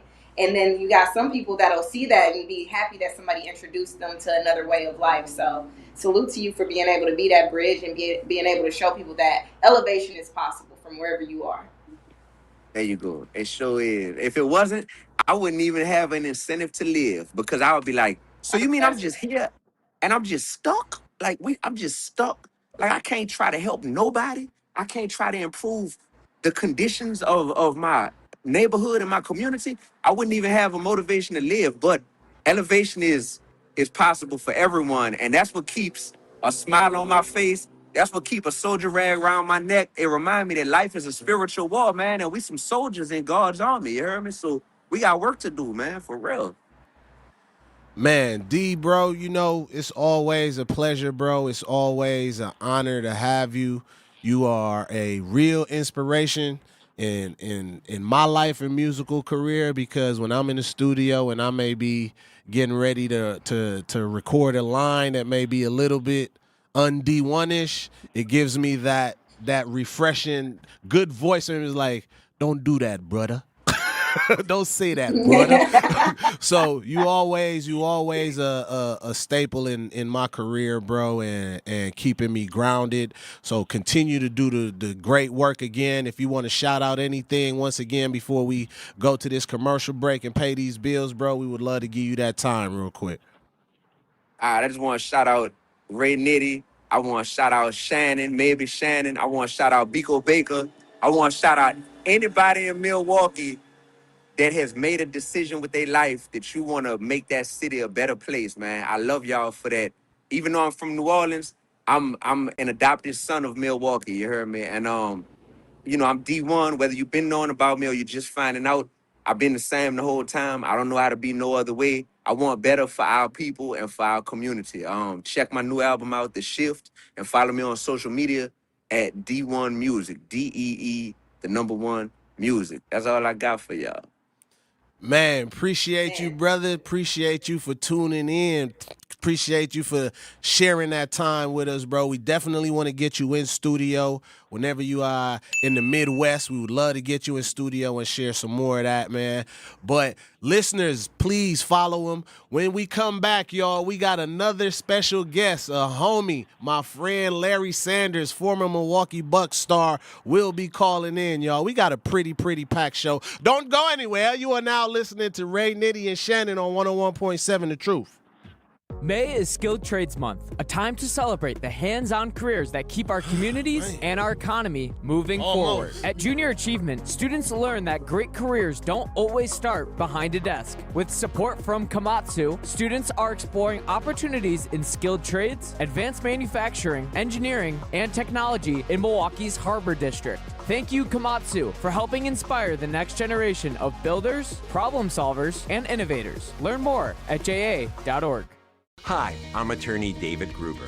After an accident, you need a trusted winning team on your side. For more than 30 years, Gruber Law Offices has helped Wisconsin families get the results they deserve. If you've been injured, call our firm today for a free consultation. We're available 24/7. Wisconsin's own Gruber Law Offices, proud partner of your Milwaukee Brewers. One call, that's all. Now that I'm retired, I'm worried about making ends meet. Food, medicine, and rent cost more every day. And that's why I used benefitscheckup.org. It connected me to an extra $1,000 a month. Benefitscheckup.org is a free service from the National Council on Aging. If you're on a fixed income, benefitscheckup.org might help you too. For free. Visit today.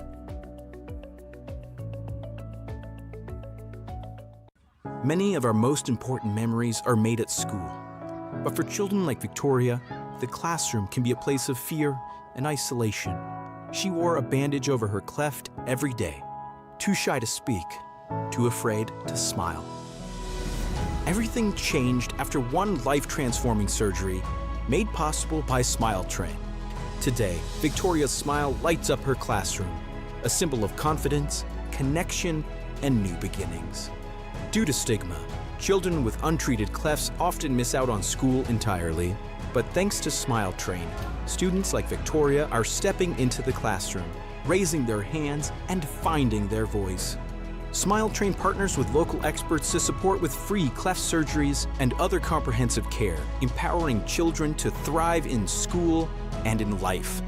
Let's help every child walk into the classroom with confidence. Visit smiletrain.org/learn. In Milwaukee County, equity means making sure everyone has a real chance to thrive. That's why the Milwaukee County Office of Equity works to help remove barriers, strengthen community connections, and support fair access to opportunities across Milwaukee County. Want to learn what they do, explore resources, or find ways to get involved? Just search Milwaukee County Office of Equity online. Milwaukee County Office of Equity, advancing equity for all Milwaukee County residents. For more information, search Milwaukee County Office of Equity online.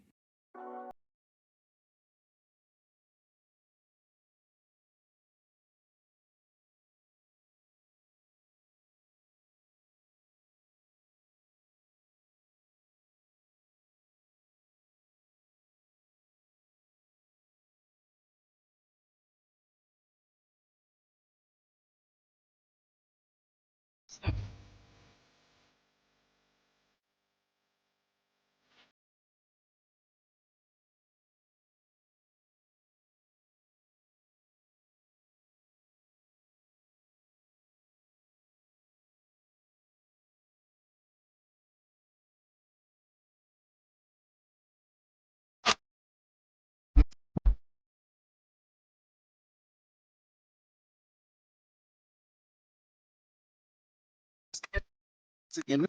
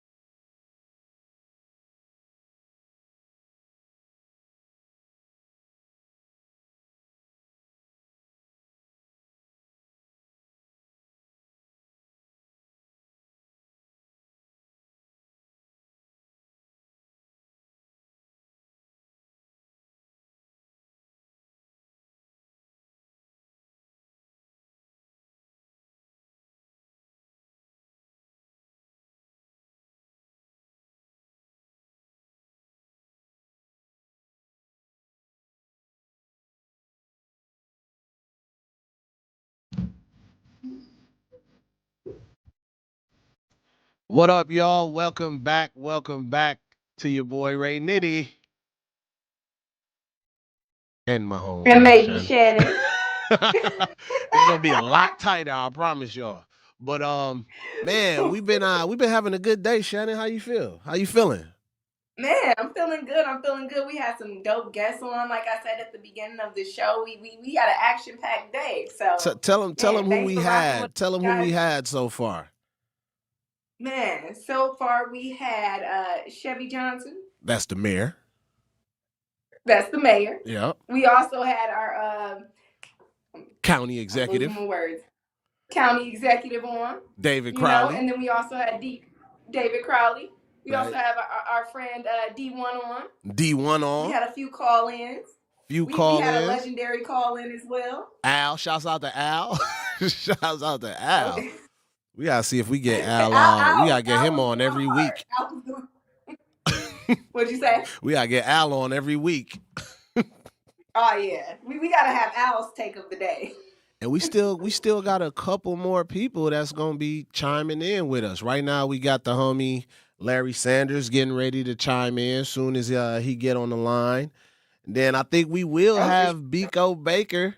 Y'all will get to see the infamous Biko Baker and Mark Wade. Mark Wade is calling in as well. No, he's not coming in. Okay, cool. I had some questions for him anyway, man, but about our Stepping with the Stars. Everybody gave me 10s, and he was the only person that gave me a 9, and I wanted to know why. But, you know. Oh, so you was gonna address some things, huh? I just wanted to know, man, because I put a lot of work in for Stepping with the Stars. So, you know, I didn't get to see that. Like, just give me my 10, fam. But Right. the person that He won said deserved you to missed win. it. The homie that won, he deserved to win for sure. Like, anytime somebody do a backflip into a splits, I can't. Me can't beat you, big man. You win. You have that. Deal with it. But yeah, man. So waiting on the homie Larry Sanders to check in. Do we got it? We got him. I mean, on yet? it's showing that he's in here, but I don't see his camera on. Okay. Can we hear him? And no, I don't hear him either. Can you hear us, L?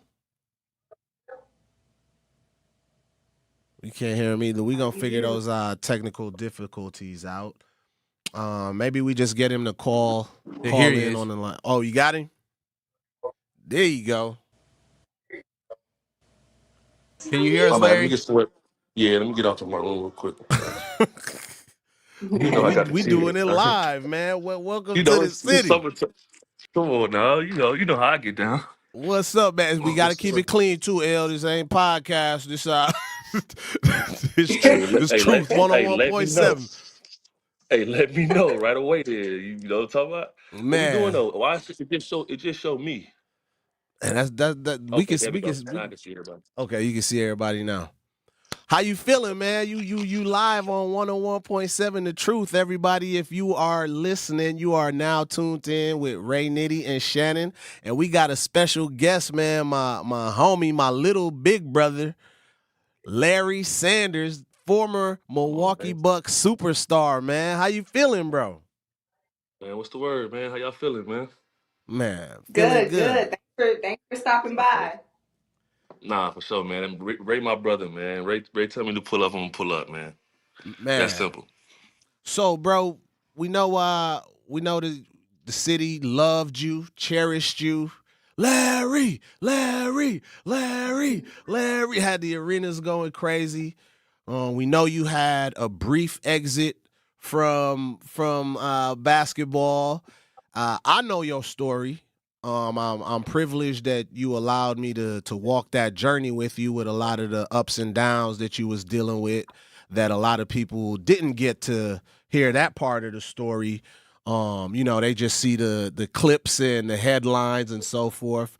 But I saw all that you were doing in the background, whether that was with your family or friends you were taking care of, or yourself you was taking care of at the time, just really trying to get in a mental space. I don't know how much time you got with us, but I'd love for you to reintroduce yourself to the city and Shannon and myself again as we, just spread some love on our first day here in Truth 101.7. Oh nah, for sure, man. Hey, well, I appreciate y'all for having me on here. Appreciate the time. If you don't know who I am, Larry Sanders, got drafted to Milwaukee in 2010. A lot of kids weren't even born then, you know what I'm saying? But got drafted in 2010. I played, had a breakout year in 2013 with the Bucks. Led the league in blocks, averaged a double-double. Tied Kareem record with the blocks in Milwaukee. And man, was hooping, man. We was balling. We was having a good time. I got drafted after Brandon Jennings. He was the year before me. And then after me was John Henson. And then we got Giannis and Jabari that next year. So man, just been lucky to be a part of some great situations in Milwaukee and play with some great players who I have materialize and pan out with Giannis, Chris Middleton, um, and to see these guys in the beginning and see where they are now is amazing, man. Just to be a part of that process. I retired young because the NBA had nothing in place for mental health at the time. There's nothing in the collective bargaining agreement at the time that addressed mental health. They said they had to respect it. They said they had to acknowledge it. They didn't even have to acknowledge mental health. There's nothing in the business structure for mental health, which I saw was an issue. I saw a lot of guys around me suffering in silence because they were afraid to speak out about what they were going through, and fears that they would lose their contract, and fears that the NBA would disown them, and the fear that the public would disown them and label them as crazy. So I just for myself, personally, I went through a lot trying to figure out and navigate what was going on inside of me. And the only thing the NBA had for me was drug rehab, right? And I was smoking a lot of weed at the time. But that's the only thing they offered was and granted, things need to be pushed. I think sometimes, they'll ride the wave until you create a new one. And I think it was time to just create a new wave and address what was going on, in the mental when it came to athletes as well as the physical. They care so much about the physical and rehab and your knee injury and ACL. How does that translate, right, to the brain? And that's why I left and I started being a mental health advocate. I spent some time with the Big Three. So I've been retired now for almost 10 years, and I've been able to do a lot since retirement, and So yeah, we're just gonna thankful, man. hold that thought for me real quick, L. We gotta go to a quick commercial break. I want to get back into that as soon as we come out from this break and get back into the mental health, and I got some questions for you on that. So stay tuned right now, y'all. You are listening to Truth 101.7 FM with Ray and Shannon, and you are listening to my homie, my friend Larry Sanders, former Milwaukee Bucks superstar. Don't go anywhere. My name is Emma. I am 13 years old. 6 years ago, I was injured in a car accident that left me paralyzed from the waist down. Once I completed rehab, my mom applied for a Canine Companion service dog. Last January, I finally got to meet my service dog, Marcia, who quickly developed a very strong bond. Together, we go to my horseback riding lessons, school band practice, swim meets, and archery classes. Together, we pick vegetables, and we like to cut flowers. I love Marcia. She makes me feel like together we can do anything. I can't imagine life without her. She's a part of the family. We are just one of the thousands of teams Canine Companions has paired together over the past 50 years. With your help, we can continue for another 50. Visit canine.org to see the many ways you can change lives. I can tell that we are gonna be friends. Milwaukee's Black Talk lives here. You are listening to 101.7 FM, 1510 AM WGKB Waukesha, and W269DL Milwaukee, a locally owned Good Karma brand station. What up, y'all? What up, y'all? We are back, and you are tuned in to 101.7 FM, The Truth with Ray and Shannon. And live, we have a good friend of ours, Larry Sanders, former Milwaukee Bucks superstar, and he was sharing his experience with the NBA and mental health and things that wasn't in place. And as we get back into the conversation, L, wanted to ask you a question. Like, now, what have you noticed, or how do you feel seeing now that bold step that you took in retiring early from the NBA to bring more awareness to mental health, to where now, not just in NBA, I'd like to say the NFL followed suit, a lot of other professional sports organizations followed suit, where providing more resources or taking mental health more seriously. Just wanted to know, what was your thoughts in seeing that change, and how did it make you feel, or if you had anything else you wanted to share on that?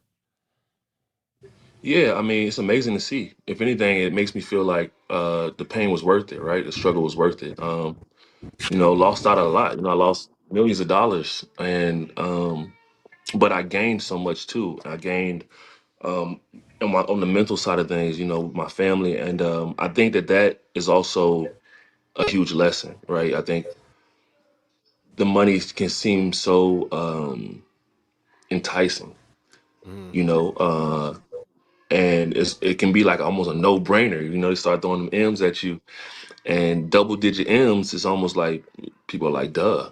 But when you understand the science of it, and you understand, I guess what I understood is that I saw a lot of guys make $100 million, go broke within 5 to 10 years of retirement, be left depressed, be left with, tarnished families.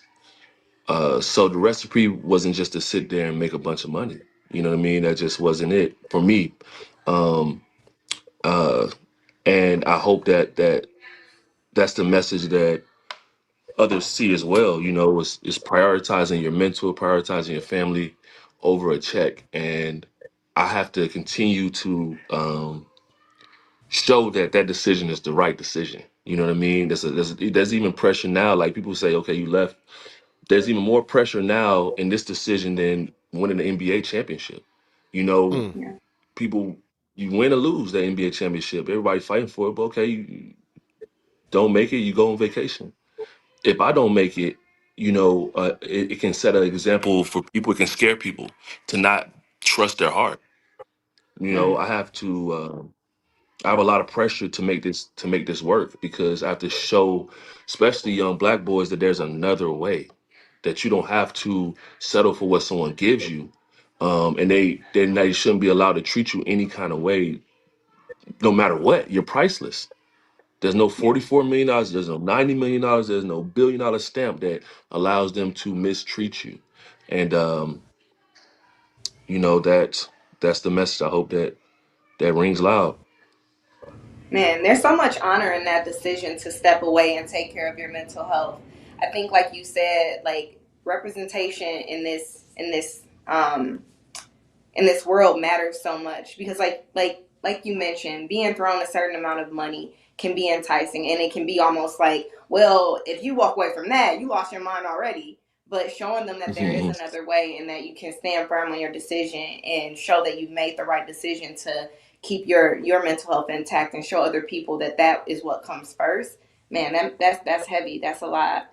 And like you said, it's even heavier to show that this is what it's all about, because it's easy for people to say, well, that was a bad decision. Now you have the pressure of showing like, no, I made the right decision and I'm happy with my decision. But I think, man, being here and being able to speak on that's good enough, you know? Yeah, no, I appreciate that. Yeah, of course.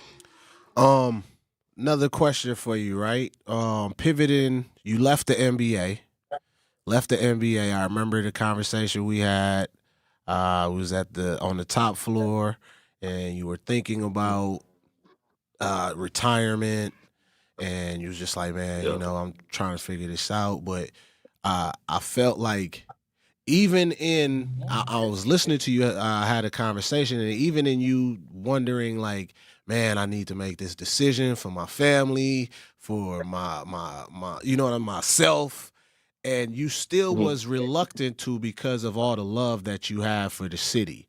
You were still like, man, bro, man, the city means so much to me, bro. Like, I don't know how I'm gonna be able to just turn my back on all these people I met that love me, these kids that come up to me in the mall. And I felt like that was some of the hardest things that I felt like I heard you speak about, was the love that you had for the city. So in those conversations, you were like, you know what, man, I want to do something for creatives and people that may be struggling with things in Milwaukee. So you said, man, Ray, I don't just want to walk away from the city. I want to build a bridge where people could cross and still be connected to me, but be connected to other things as well.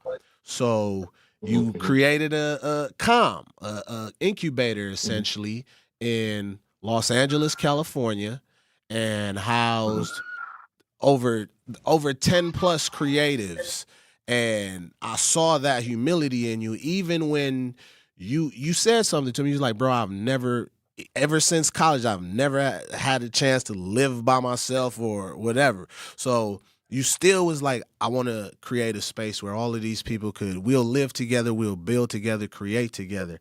And some people have went to amazing things. Shouts out to the homie Business Boy that was a part of that cohort, and keep Business Boy in your prayers too. He just lost somebody extremely important to him. So if you know Business Boy, shoot him a call, give him a text. You know, we all need that love right now, and so keep him in your mind. But I want you to expand on why was that so important to still have a connection to Milwaukee and help others in the midst of you trying to figure out how am I going to even help myself. Right. No, that's a great question, Ray. I'm give me 1 second. Let me check on my mom's real quick, and I'll be right back. Just 1 second. Yep, do that. So as we give Larry that time to check on his mom's, if you got a call and if you got a question you'd like to ask, please chime in. The radio station number is 833-212 excuse me, 1017. 833-212-1017. We are live online with Larry Sanders. Do we look like we got a caller? I'm trying to figure something out with the phones because I'm getting the calls, but I'm not hearing people. Okay, got it. Yeah, got it. yeah. So we working. We got a lot of calls coming through, so we working on figuring that out. But yeah, man, like I said, Shannon, I've been knowing bro for some time now. Actually, Brandon Jennings is who introduced us, because they used to come to the studio. Here you go. They used to come to the studio, make some music. We might release some unreleased Brandon Jennings music and Larry Sanders music too, because we got them files still. Mixtape over there. Huh? Y'all got BJ on the track. Man, we actually this was his rookie year. Yeah, we was over at Nove's studio, and he came through, man, and laid something on the track, some LA vibes. But I'll let you continue, boss. Oh yeah. No, what we my fault. And to revisit what you were saying, my fault, Ray. Ask me again. So the question was about the Calm Incubator. You still finding time to help everybody else while you were figuring out yourself, and just tell people some things that came out about that.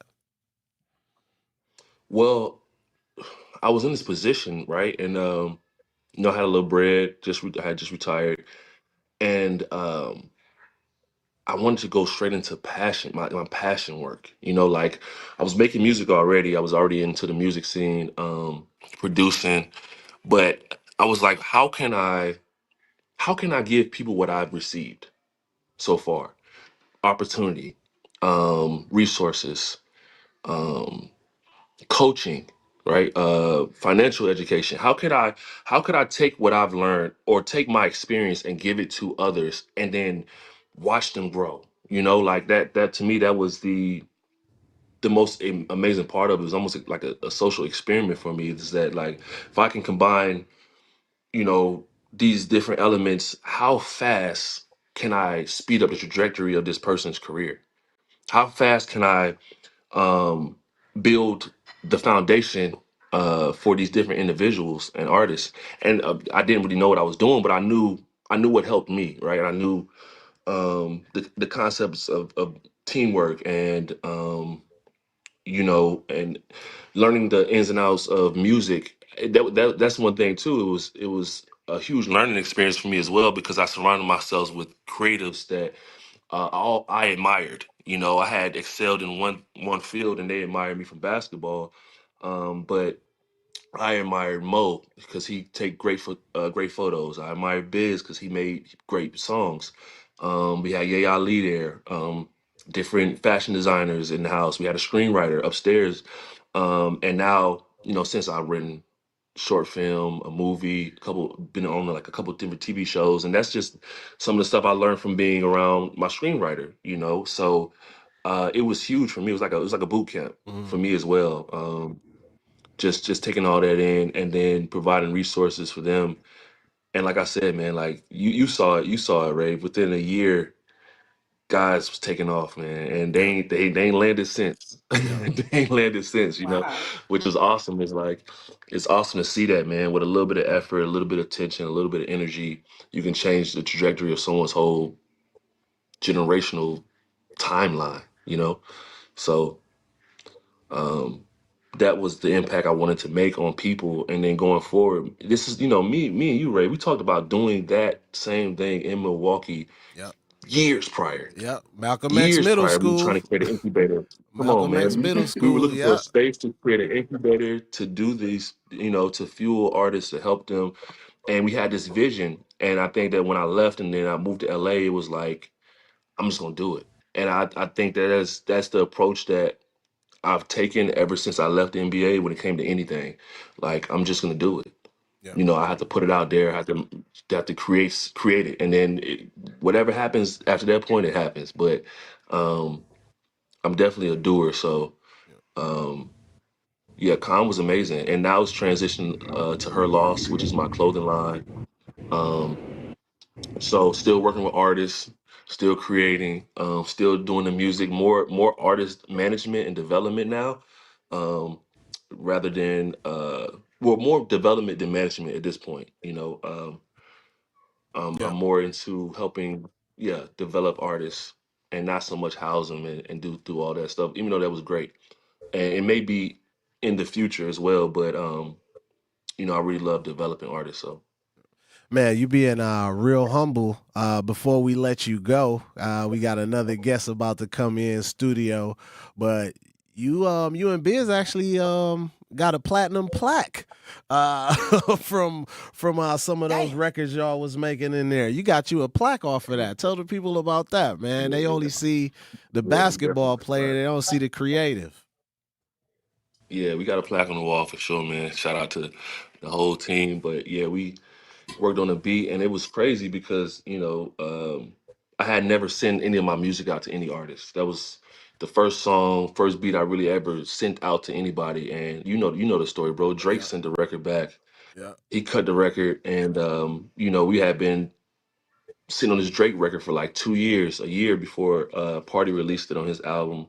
P3. The song is called "Don't Run," and then it should be platinum now, man. But I think y'all on the way to double platinum. that was crazy. Yeah. I think it's up there. Yeah, I think it's up there. I got to renew my plaque. I just got the gold one. Yeah. But, oh yeah, you do for a platinum plaque, man. Hey, Jazzy in the building. That's what's up. Man, bro, we definitely appreciate you, bro. We got to get you in studio. I know you've been wanting to pop back into the city and do some more things for the city. You talked about a basketball camp, so maybe we could look into that in the near future, bro. But you're my brother. I love you, bro. Anything you want to share with the people before we go to this break and pay these bills one more time? Hey, man, I love the city, man. Can't wait to come back. Look forward to seeing everybody, man. And I love what you're doing, Ray, man. Keep going. Man, appreciate you, bro. Appreciate you. Man, you 6, all. We said $6, baby. We appreciate you, bro. Man, you are tuned in to The Truth 101.7 FM with your boy Ray Nitty. Shannon. And we will be right back. Do not go anywhere. We got to pay a couple of bills, listen to these commercials, and we'll see y'all soon with our next guest in the studio, Biko Baker, the man, the myth, the legend himself. Always got us into some. What's the word, Milwaukee? It's your favorite producer, Meech. Don't just check in. Tap in with Jazz Tyler. Tap in. We are live and direct Monday through Friday, 4 to 7 p.m. And I am your host, Jazz Tyler. This platform is for the youth, the voices of the city. We are here to remind the world that your voice matters. Hit us up, tap in, and let us know what's on your mind because the time is now. Tap in. Dreaming of owning your first home? Don't settle for a fixer-upper. Build a brand new home with Milwaukee Habitat for Humanity. They partner with first-time buyers to make home ownership possible with little to no down payment and a team that's on your side every step of the way. Even if you're just starting to explore what's possible, they're here to help you take the next step. If your household earns between $55,000 and $90,000 a year, you may qualify. Visit MilwaukeeHabitat.org to learn more. At UW-Milwaukee, students don't have to wait until college to start building their future. Roar Ready lets students K through 12th grade join in hands-on programs across campus. From science and tech to arts, sports, and more, students try new things, meet new people, and build skills that matter. Programs are led by UW-Milwaukee faculty, staff, and current students. And it's easy to register online. Get started today at uwm.edu/roarready. UW Milwaukee. Roar Ready. Your child's future starts here. Prizes, exclusive experiences, even cash money. You want it? We've got it. Find a list of all contests and official rules by visiting truthcontests.com. That's truthcontests.com. Earth Justice is a national legal nonprofit defending the environment and people's health. Until justice stands for all, our lawyers will never rest. More at earthjustice.org/neverrest. Earth Justice, because the earth needs a good lawyer. 70 million people in the U.S. have learning and thinking differences, like ADHD and dyslexia. Each has their own story. This is ours. At first, I thought it was just a phase. Then schoolwork became a struggle. Emotions got bigger, and my kids started falling behind. I felt alone, like I was lost in the dark trying to find answers. Then I learned about Understood.org, a nonprofit empowering parents and kids like us. It was like we had a light to show us the path ahead. Whenever new challenges came up, their guidance helped us figure out our next step. We still have tough days, but now we have direction. And I have the tools and resources I need to help my child thrive. No matter where you are on the path, Understood can help you keep moving forward. Visit understood.org/yourpath today. The bridge separates South Beach from my Miami. The real Miami. What up, y'all? Welcome back. Welcome back to The Truth. 101.7 FM with your boy Ray Nitty and my homegirl Shannon. Shannon, how you feeling? It's maybe Shannon. Man, we feeling and dealing. How you feeling, Ray? How you feeling? I'm Do feeling. an emotional regulation check-in. I know, right? We had a big day, man. We had a long day. We ended up filling in right away for Manan. Shouts out to Manan. Coming up soon. Yeah. We had a whole bunch of guests. And now we got Biko Baker sitting in the studio with us. What's up, Ray? How you doing? What's up, Shannon? Biko, what's up? Biko got us into something again. Before we get into it, Biko, we got a caller, Dolores, online. Can we go to Dolores real quick? Dolores, What's how you up, doing? Everybody? I wanted to just shout out to Ray Nitty and Shannon, maybe Shannon.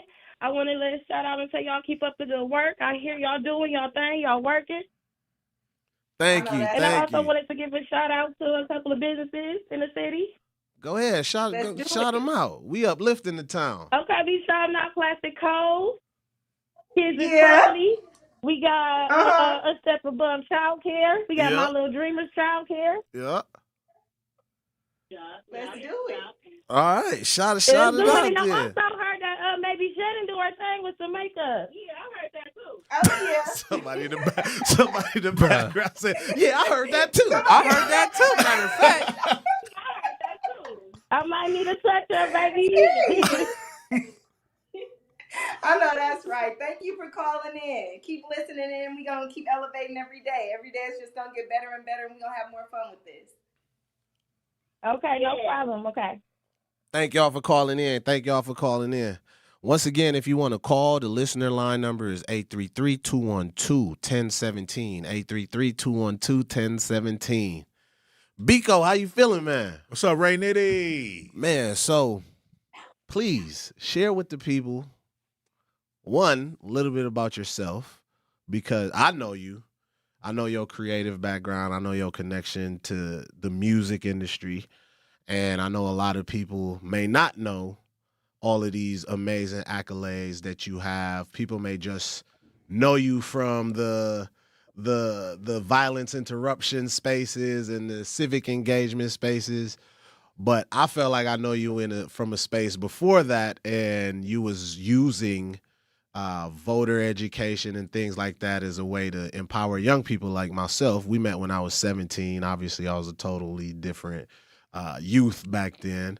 But you took us off the streets and put us on the streets, ironically enough, but with a message. and information, armed us with information to empower our peers and our communities about the importance of voter education, using our voice to vote, and the impact that young people have on the voting elections and voting in general. But I'd like for you to share more about yourself and tell people about what you got going on here with the station, man, all these changes that's been going on. Yes, sir. Yes, sir. Well, yeah, Ray, I appreciate you. I read Ray in 2004 when I was a graduate student at UCLA. I got a PhD from UCLA in history. I don't know why anybody would get a history degree, but that's what was motivating me as a young person. But I'm from Milwaukee, Wisconsin. I grew up on 77th and Silver Spring, and when I was a kid, I always tell people I knew two things about myself, is that I could dance and had wavy hair, and I was good at sports. And, when I went to graduate school, I went to work, and I was working for the Source magazine, Vibe magazine. I've written for Vanity Fair. I've written for major magazines. And this was at a time when the internet was just kicking off. So when you were at the front edge, we didn't have digital. You just had to figure it out. And so since then, I've been rocking out in the shadows. People may know me from soccer or talking crap on the internet, but I've been able to pay my bills as a consultant to brands, stars, and labels. And I got a lot of points on songs I never got paid from. Like some of these songs, man, like, come on, Ray. She don't want to leave. She don't want to let me go. Shannon, I'm going to tell you this story. One time, this is a real story, Shannon. One time, me, Ray, and a bunch of other artists had this studio on top of Mix, the club, the nightclub. Rain Nightclub. Shouts out Rain Nightclub. What is it called now? Ivy League? Ivy something. Ivy Lounge. Something These like that. clubs change their names every other business day. They're more like an event venue now, though. Oh, we had a studio above there, and then one day he brought Rail Beats, Business Boy, my guy Maestro, who's an incredible musician, and they were just dramming out, and the music was so good that I started crying. Because it was like I couldn't imagine like the chords and all this stuff, and that was before these guys. Did they win Grammys? Yeah, they got Grammys now. Yeah, Grammys now. Yeah, man, we've always been here, and I never got any points on those records, but I should have. Dang. Yeah, I ain't get no points either, but it is what it is. We did get points, man. The points was the blessing of being able to be in the spaces, man. That was facts. That was the great points. Points we can't even keep score of. That's right. But that was a beautiful day. A lot of people that don't know Maestro and Business Boy produced the Lights Down Low beat. You'll probably hear that in some of the bids we'll be talking over, which is actually my favorite song that I've recorded thus far. Maybe that and Won't Do. And people like, nah, it's Bow. But you gonna play Bow. Yeah, Biko definitely was like crying real tears, and it was like I was kind of taken back. I was like, "What's wrong with you, bro?" He's like, "This is so beautiful, Ray. What is happening?" And then he had some young talent back there, Sawyer Gibson and Trey Fresh. Yep. They was Ujuzi Fresh back then. So it was a bunch of amazing talent. But for me, that time, Lights Down Low, a lot of people might not know, that was a dark spot for me in my life with music. So Lights Down Low was really just like me kind of opening myself back up to music, to the world. I took a break from Bow for years because, the ebbs and flows of music and life, and people come and go, and then you realize, you look around and you feel like you're standing alone.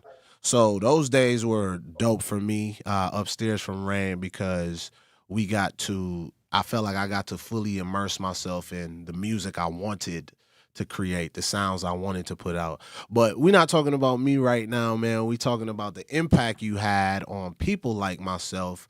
The homie Shakes, shouts out to Shakes, Power Forward Media, doing amazing things. You've touched so many different people's lives in amazing ways, man, that I don't think you get your flowers enough. So it's good to have you on here in a different capacity, sitting across from us.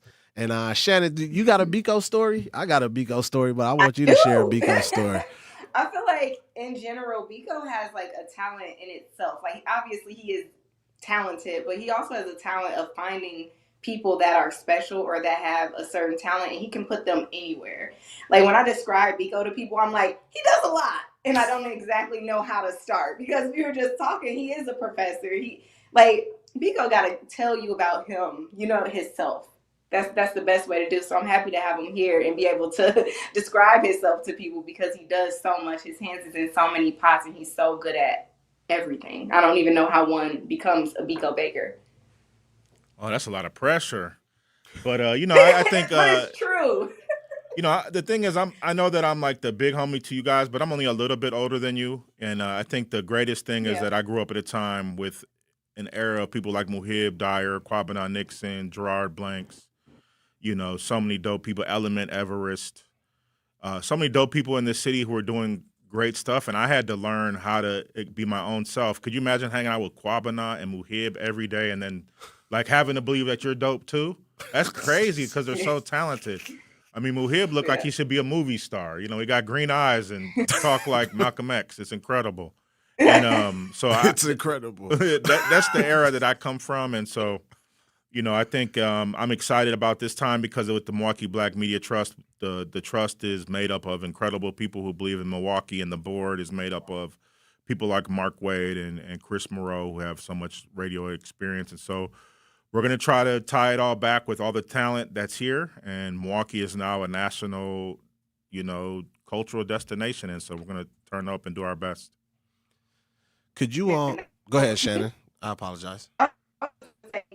A little bit more about how that came about and how those conversations went.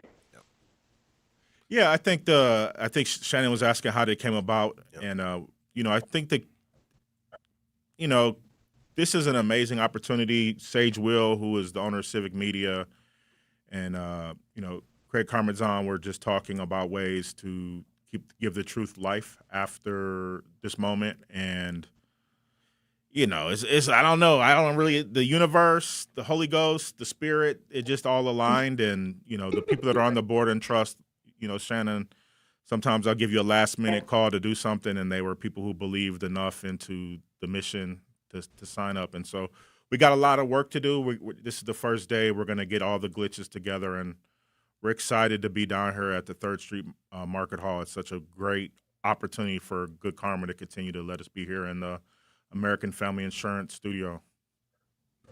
For sure. Man, so how has it been for you transitioning? You was just, maybe you still are. I know you were teaching young people at UWM. So how has that been transitioning, or are you still a professor at UWM and now running not just one radio station, but 2 and a newspaper? Wow. It's crazy. You know, it's ironic. I was working on a paper about the impact that the Milwaukee Courier and WNOV had in the community. Like 6 months ago, man. I'm like writing a paper, an academic paper, and then boom, here this opportunity is. And so, you know, I don't really have any words for this moment. I just think the difficult thing is over the last 4 to 5 months, people have been looking at me, asking me to do stuff, had good ideas, and this was sort of in the backdrop. And so there's a lot of stuff I couldn't say or talk about. And so we're excited to work with the people at WNOV. We're excited to work here at The Truth. And if you have good ideas, this is a community-driven thing. Share it with us, call in, text me, DM me. You know what I'm saying? We ain't afraid of your harsh criticisms. Hit us up. For sure. Share more about the structure, you know, because like you said, people may be like, oh, is it really Black owned and so forth? And I think what you all are doing is a very interesting model, and I don't think I've ever heard of a model like this in radio per se. So if you could give a little bit more details. And was that your sole idea that you present? Because that sounds like something you'd be like, I'll do this, but we got to put it back in the hands of the people. Yeah, that does sound like something I would say, but you know, I think that's He's just definitely an advocate. that does sound like something I would say, but I just think in this case you have Sage, who's very thoughtful. Sage Will, who owns Civic Media, he's Me and him born in the same year. You know, Sage, if you Google him, he's a very smart tech guy. And I think his heart is in the right place. He believes in news. He believes in democracy, and he's thoughtful. And so I didn't have to actually bring this up. And I do know that we're going to need help moving forward because, you know, if this is truly going to be black owned, we can't rely on white millionaires to drive this. And so, you know, we're back on the block, Nitty. We're going to be doing social impact funding. We're going to be asking all the clients to stay with us, maybe go deeper and dream. And then we got such a dynamite board. For example, Mark Wade was one of the people that kept Afrofest alive. And so how do we tie in these people like Alderwoman Coggs, who has turned Bronzeville into something that wasn't there, to something that's real? How do we tie them and tie their ideas and dreams together? And, you know, one thing about me, Ray, is I'm really am a group leader. You know, I think that's I'm cold at what I do. God is good. God has blessed me. But, you know, I tend to move with the people. And so this is a good opportunity, I think. And we've been on air. I was on with Bailey at 8 o'clock, so I'm getting tired. I'm getting old, Ray. It's crazy. Yeah. So, you've worked with, like I said, people like myself, Shakes, Shannon, Meech, who will be on with Jazzy, by the way, in the 4 o'clock hour. So make sure you stay tuned and tapped in with that show right after us. But how do you, like, why is it important for you to, I know the answer, but let's have the people hear it. Why is it important for you that you continue to seek out opportunities like this and bring other people into it? Because one would say you have elevated yourself to a point where you really could just say, I'm going to go get $1 million contract and consult out in LA and don't have to worry about snow. But for some reason, you stay here in Milwaukee and continuously try to find ways to bring these projects and things. And what I like about what you're doing is you're not looking for the opportunities that are scarcely here. You are finding large opportunities outside of the city, outside of the state, and connecting people to them. And I got a Biko story I'll share about Ava DuVernay. But yeah, I want to know why is this such an important thing for you? And just like D1 has never changed, despite whatever, you have always done this exact same thing as well. So elaborate more on that. Well, I have a mentor who passed away. His name was Harry Belafonte. Harry Belafonte was such an important figure in the civil rights movement. But in the 80s, he produced a film called Beat Street. And when I was 6 years old, I saw Beat Street at the Mill Road Theater right off there off Fond du Lac. And it changed my entire life. Mr. B realized that hip-hop culture could transform and inspire and motivate and create imaginations. And because of that film, man, like, I've traveled the world because of hip-hop, Ray. It's crazy. I'm from 77, all the stuff I'm from Carmen Park, McGovern Park, Browning School. That's where I'm from. Yeah. Crazy. Yeah. And so because of Mr. B, and that's my mentor and elder and now ancestor, and saw what he did, I have no choice but to do that. Mr. B didn't need to create Beat Street. Created Deo. They still play that at every video, at every NBA game. And yeah. So, yeah, and we got a lot of work to do because the city's on fire, and people like yourself, Shannon, Jazz, Meech, Zach, Xavier, Homer, Bailey, we can do something with it. Oh, for sure. I'm gonna let you go, Shannon. Go ahead. I know you got another question, and then we'll go into a commercial break. Yeah. So I guess I want to know what keeps you going. I obviously being in Milwaukee and seeing how hard things can be, kind of like we spoke about earlier with the mayor. It's one of those things where it's like, how do you continue to thrive, and how do you continue to inspire even when things get tough? You know, it's first of all, we have an amazing group of elders and people who have been doing this way longer than me. So y'all making me seem old. But someone like Howard Fuller, how am I ever to talk crazy when Howard Fuller's still pushing? Look at Homer Blow. Homer Blow every day, and he still loves the kids. It's incredible. So how am I? We got a lot of mentors that are pushing us to be great. But for me, I just believe that the people united will never be defeated, and that's written in a lot of books, and it's in my music and the culture that I believe in. And so here we are. And I think, Shannon, I really believe in you I can't wait for you to get here. Shannon will be here on June 2nd. All the glitches will be cleared up. And because I think someone like yourself can maybe turn people into the powerful sisters that are here in the city. Someone's like Big Kennedy, 414 Kennedy, Maya P, Jungle Baby, all these young ladies that are shifting the culture.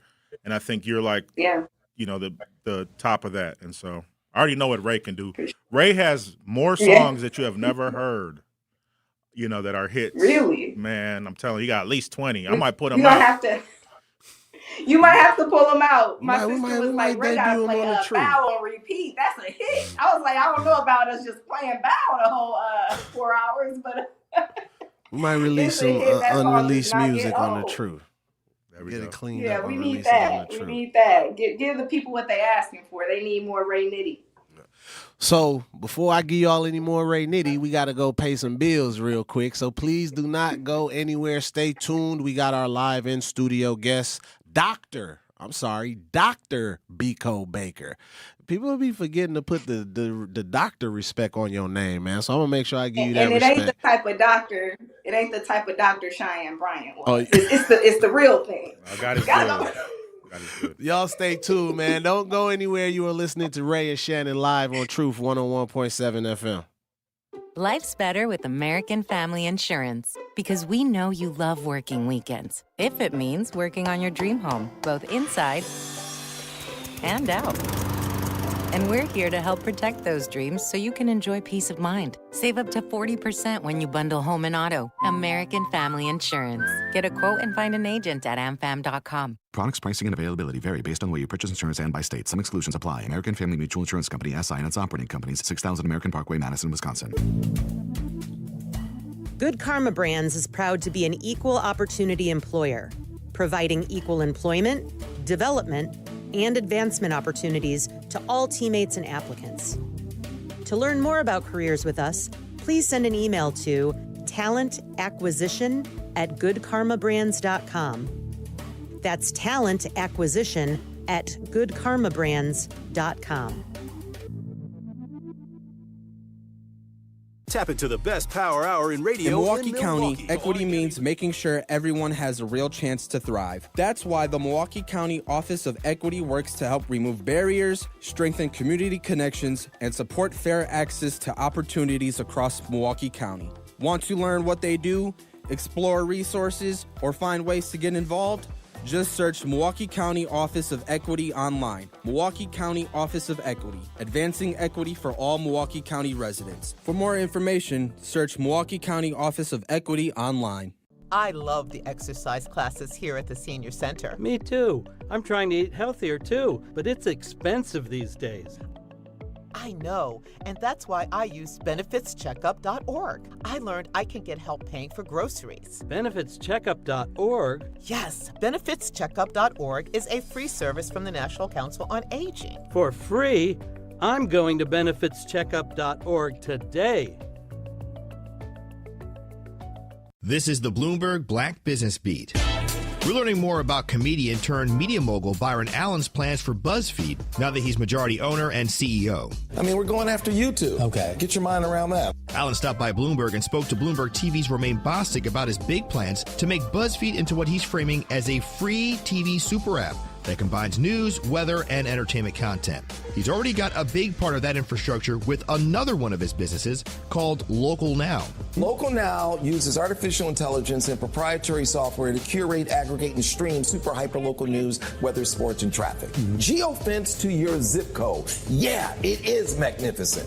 Here's the problem. No one knows about it. Allen thinks that combining the streaming business he already built with the content and brand recognition of BuzzFeed will vault the operation to new success. success. A lot of guys like to buy businesses in the penthouse and take them down to the lobby. I like to buy them in the lobby and take them to the penthouse. I'm Bloomberg's Justin Milliner on the Black Business Beat.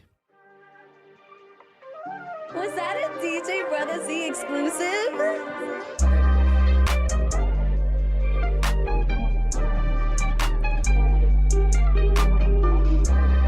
What up, y'all? We are back live in studio on Truth 101.7 FM. It is your boy Ray Nitty and my amazing co-host Shannon. Shannon, how you feeling?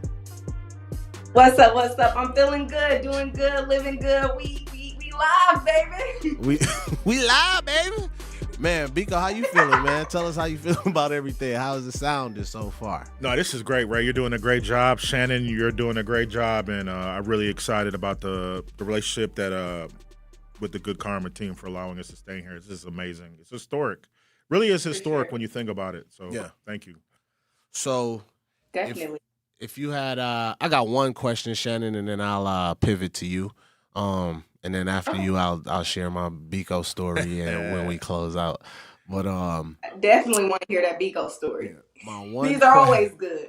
My one question is, what are your hopes to see come out of this new endeavor? And you could elaborate as wide as you want to elaborate, or be as much as you can share right now. So, what are your hopes for the new direction and everything that is happening right now? Well, the most important thing is that we stabilize the. I'm going to sound like our CEO right now, our GM, and I ain't got no choice. But I just think the most important thing is that we stabilize the income, and so that all of the people that are involved with the team have a sustainable revenue, so we can make sure that everybody gets paid. That's the most important thing. But in the big term, this is called Milwaukee Black Media. Milwaukee is quickly becoming a destination city. At least that's how we're envisioning it. Wisconsin is being a place where film credits can be magnified and used. I have relationships in the film industry. I got IMDb credits that I don't even know I had. And so I just feel like, how do we think about this, think of this entity with all the talent that we have on the station, and how do we think about it as a multi-channel, omni-channel thing? And that's what I want to do, and that's what we've always talked about. Crazy, right? Here we are. And so I really want to always say thank you to Sage and Civic Media, their board, and then the Good Karma brands for being so thoughtful about this. It's big time. For sure. Well, that is exciting, and like I mentioned earlier, you do have your hands in a lot of pots, and thank you for sharing about Good Karma brand and the new transition that we're making. But I'm still interested, before we get into our Biko story, more about Dr. Biko Baker, right? Before the break, I mentioned it. Dr. Biko Baker, no Cheyenne Bryant. What all do you do? Because I know you're also a girls soccer coach as well, right? You're also a professor. So just to shine light more so on you and what you do. Yeah, I had to let the college. I was Mount Mary's soccer coach. I had to let that go because that's too much work, and I really love soccer too much to disrespect it. But yeah, man, I mean, I'm like everybody that is in Milwaukee. We have so many skill sets. I survived the '90s by doing art and digital stuff and being on computers. And I believed in myself. You know what I mean? And my grandmother prayed for me.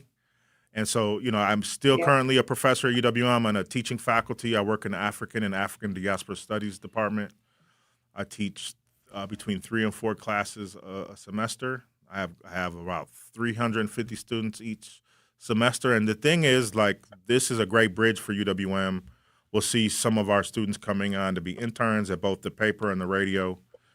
And yeah, man, I walk in the path of ancestors and elders who've done it way better than I could even think about it. Man, just the pro at creating opportunities for people. Even when we were talking about the pothole thing, when you were like that, Ray said that sounds like an opportunity for somebody to have a job walking around finding out where the potholes at. I'm like, who can make that happen? Biko. Oh man, you know who's actually look. Tell Biko all your ideas. Oh man, that don't get who can do that now is Aziz Abdullah at InPower or Raven at InPower. There's so many Kyle Ashley at the county. You know, there's so many people that can do that better than I can. I'm old, Shannon. I appreciate it. I'm old, Shannon. I turned 48 in a couple months. Man, I got a that's 17-year-old not son. because you still got a lot of gas in the tank. Oh, You okay. got this. You still holding it down. All right, I appreciate you. Keep gassing me up, Shannon. I appreciate it. Of course. It's well deserved. I know. I can't wait to Nitty to get to this very embarrassing story. It's sort of crazy. Right. I'm like, Nitty, so what's the story? No, so okay, we gonna get to it, but we got to make the people wait on it real quick. We got to pay the bills first. Financial responsibility. That's gonna be something we talk about on this show. But don't go anywhere. Stay right here, tuned and locked in. I'm gonna wrap up with this Biko Baker, Dr. Biko Baker story. Oh, man, I'm so make embarrassed. sure you stay tuned, locked in right here with Ray and Shannon on 101.7 The Truth. All your favorite interviews and best moments live in one place. I love your perspective, Sherwin. Thank you. You do a great job. Appreciate You do a great job. I downloaded the app so I can listen to you in the evening sometimes because you make a great difference in how you present things in many ways, politically, socially, financially. You do a great job. Download the new 1017 The Truth app now. Milwaukee Black Talk. 1017 The Truth. At UW Credit Union, our home loans have everything you need for your next big step, including up to $750 off closing costs for all home buyers. And first-time buyers can save even more. So if you're ready to trade roomies for more room, or your townhome for an out-of-town home, UW Credit Union will be with you from start to furnished.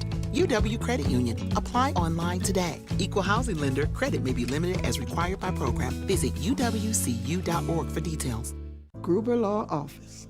One call, that's all. One call, that's all. One call, that's all. One call, that's all. One call, that's all. Gruber Law Offices. One call, that's all. One call, that's all. When you're high, you feel different. Pretty obvious, right? You think different, talk different, but if you feel different, you drive different. So if you're high, just don't drive. Brought to you by NHTSA and the Ad Council. Want to save money on energy bills? With free tools from We Energies, you're in control. Manage your energy use with easy tips. Earn rebates on home upgrades, calculate your energy use, create savings goals, view and compare bills, and more. With We Energies, the energy info you need is at your fingertips. Save your way at weenergies.com/simple savings or download the app. We Energies. Simple steps, real savings. Hurricane damage can be devastating. If you've been impacted by a hurricane, the last thing you want is to be taken advantage of. Contractors who show up immediately following a disaster could be scammers looking to make a profit off your insurance claim. They make promises that sound too good to be true to convince you to sign a contract. Don't be victimized a second time. Listen to your gut and don't be afraid to say no. If you suspect fraud, call 800-TEL-NICB, a public service message from the National Insurance Crime Bureau.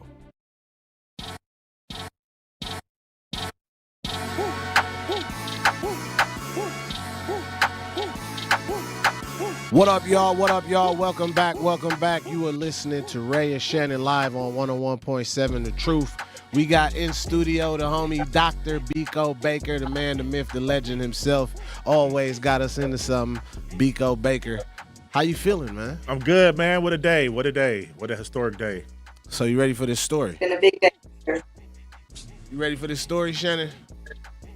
I'm ready. I've been waiting to hear it. This was about, let's just say, was it 5 years ago, maybe? 6, 7. 6 years ago. You know, Biko always, right, 6, 7. We got to get that.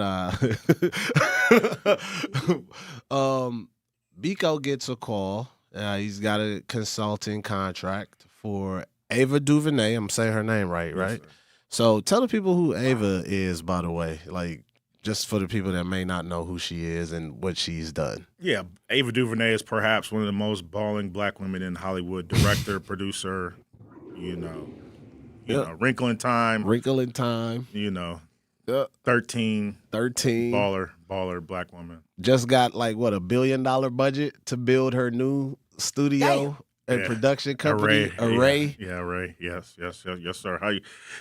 Tell him the story, Ray. Dang, come on, man. You make me feel bad. Biko, like he always does, gets a bunch of creatives together that he highly believes in, and he's like, "Yo, we gonna go to L.A.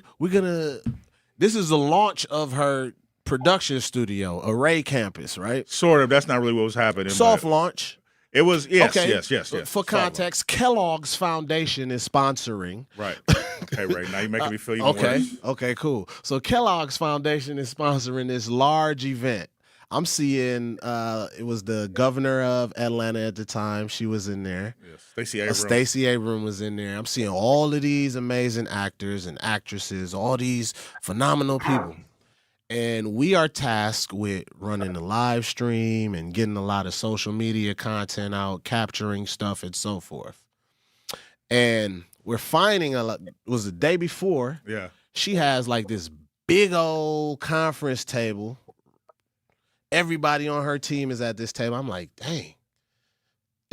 This really about 20 people. Hey, she touches my shoulder. I feel the spirit of Duvernay flow through my body. Instantly, I had 10 movie scripts ready to go, right? Life flash before your eyes moment.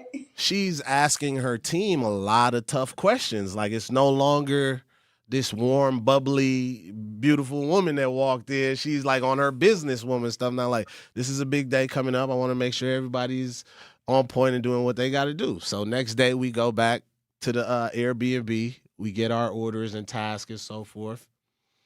And Biko says, Nitty, I'm going to just send you to the to Ava DuVernay studio, and I'm going to stay here at the Airbnb and send you all the content and all the things that you need. I'm like, what? Oh, hell no. Like, no, bro. If you staying in the Airbnb, I'm staying in the Airbnb. And Biko's like, it's good. Biko is like, he's nonchalantly like, oh, you all got it. You all can do this. First of all, we talking about $1 billion on the line, and Ava DuVernay, all of these different amazing things is happening, all these moving parts. And I say this joke, but it's really not a joke. It's just a testament to show how much Biko actually believes in the people that he brings on. So much so that he would be like, y'all got it, I'll stay here and figure it out. And in my mind, I'm like, nah, boss, you need to be here to make sure everything else is tight and tapped in. But I just wanted to say, man, I wanted to share that story just to put a button on everything that we were talking about as it relates to you, the person you are, the opportunities that you provide for people.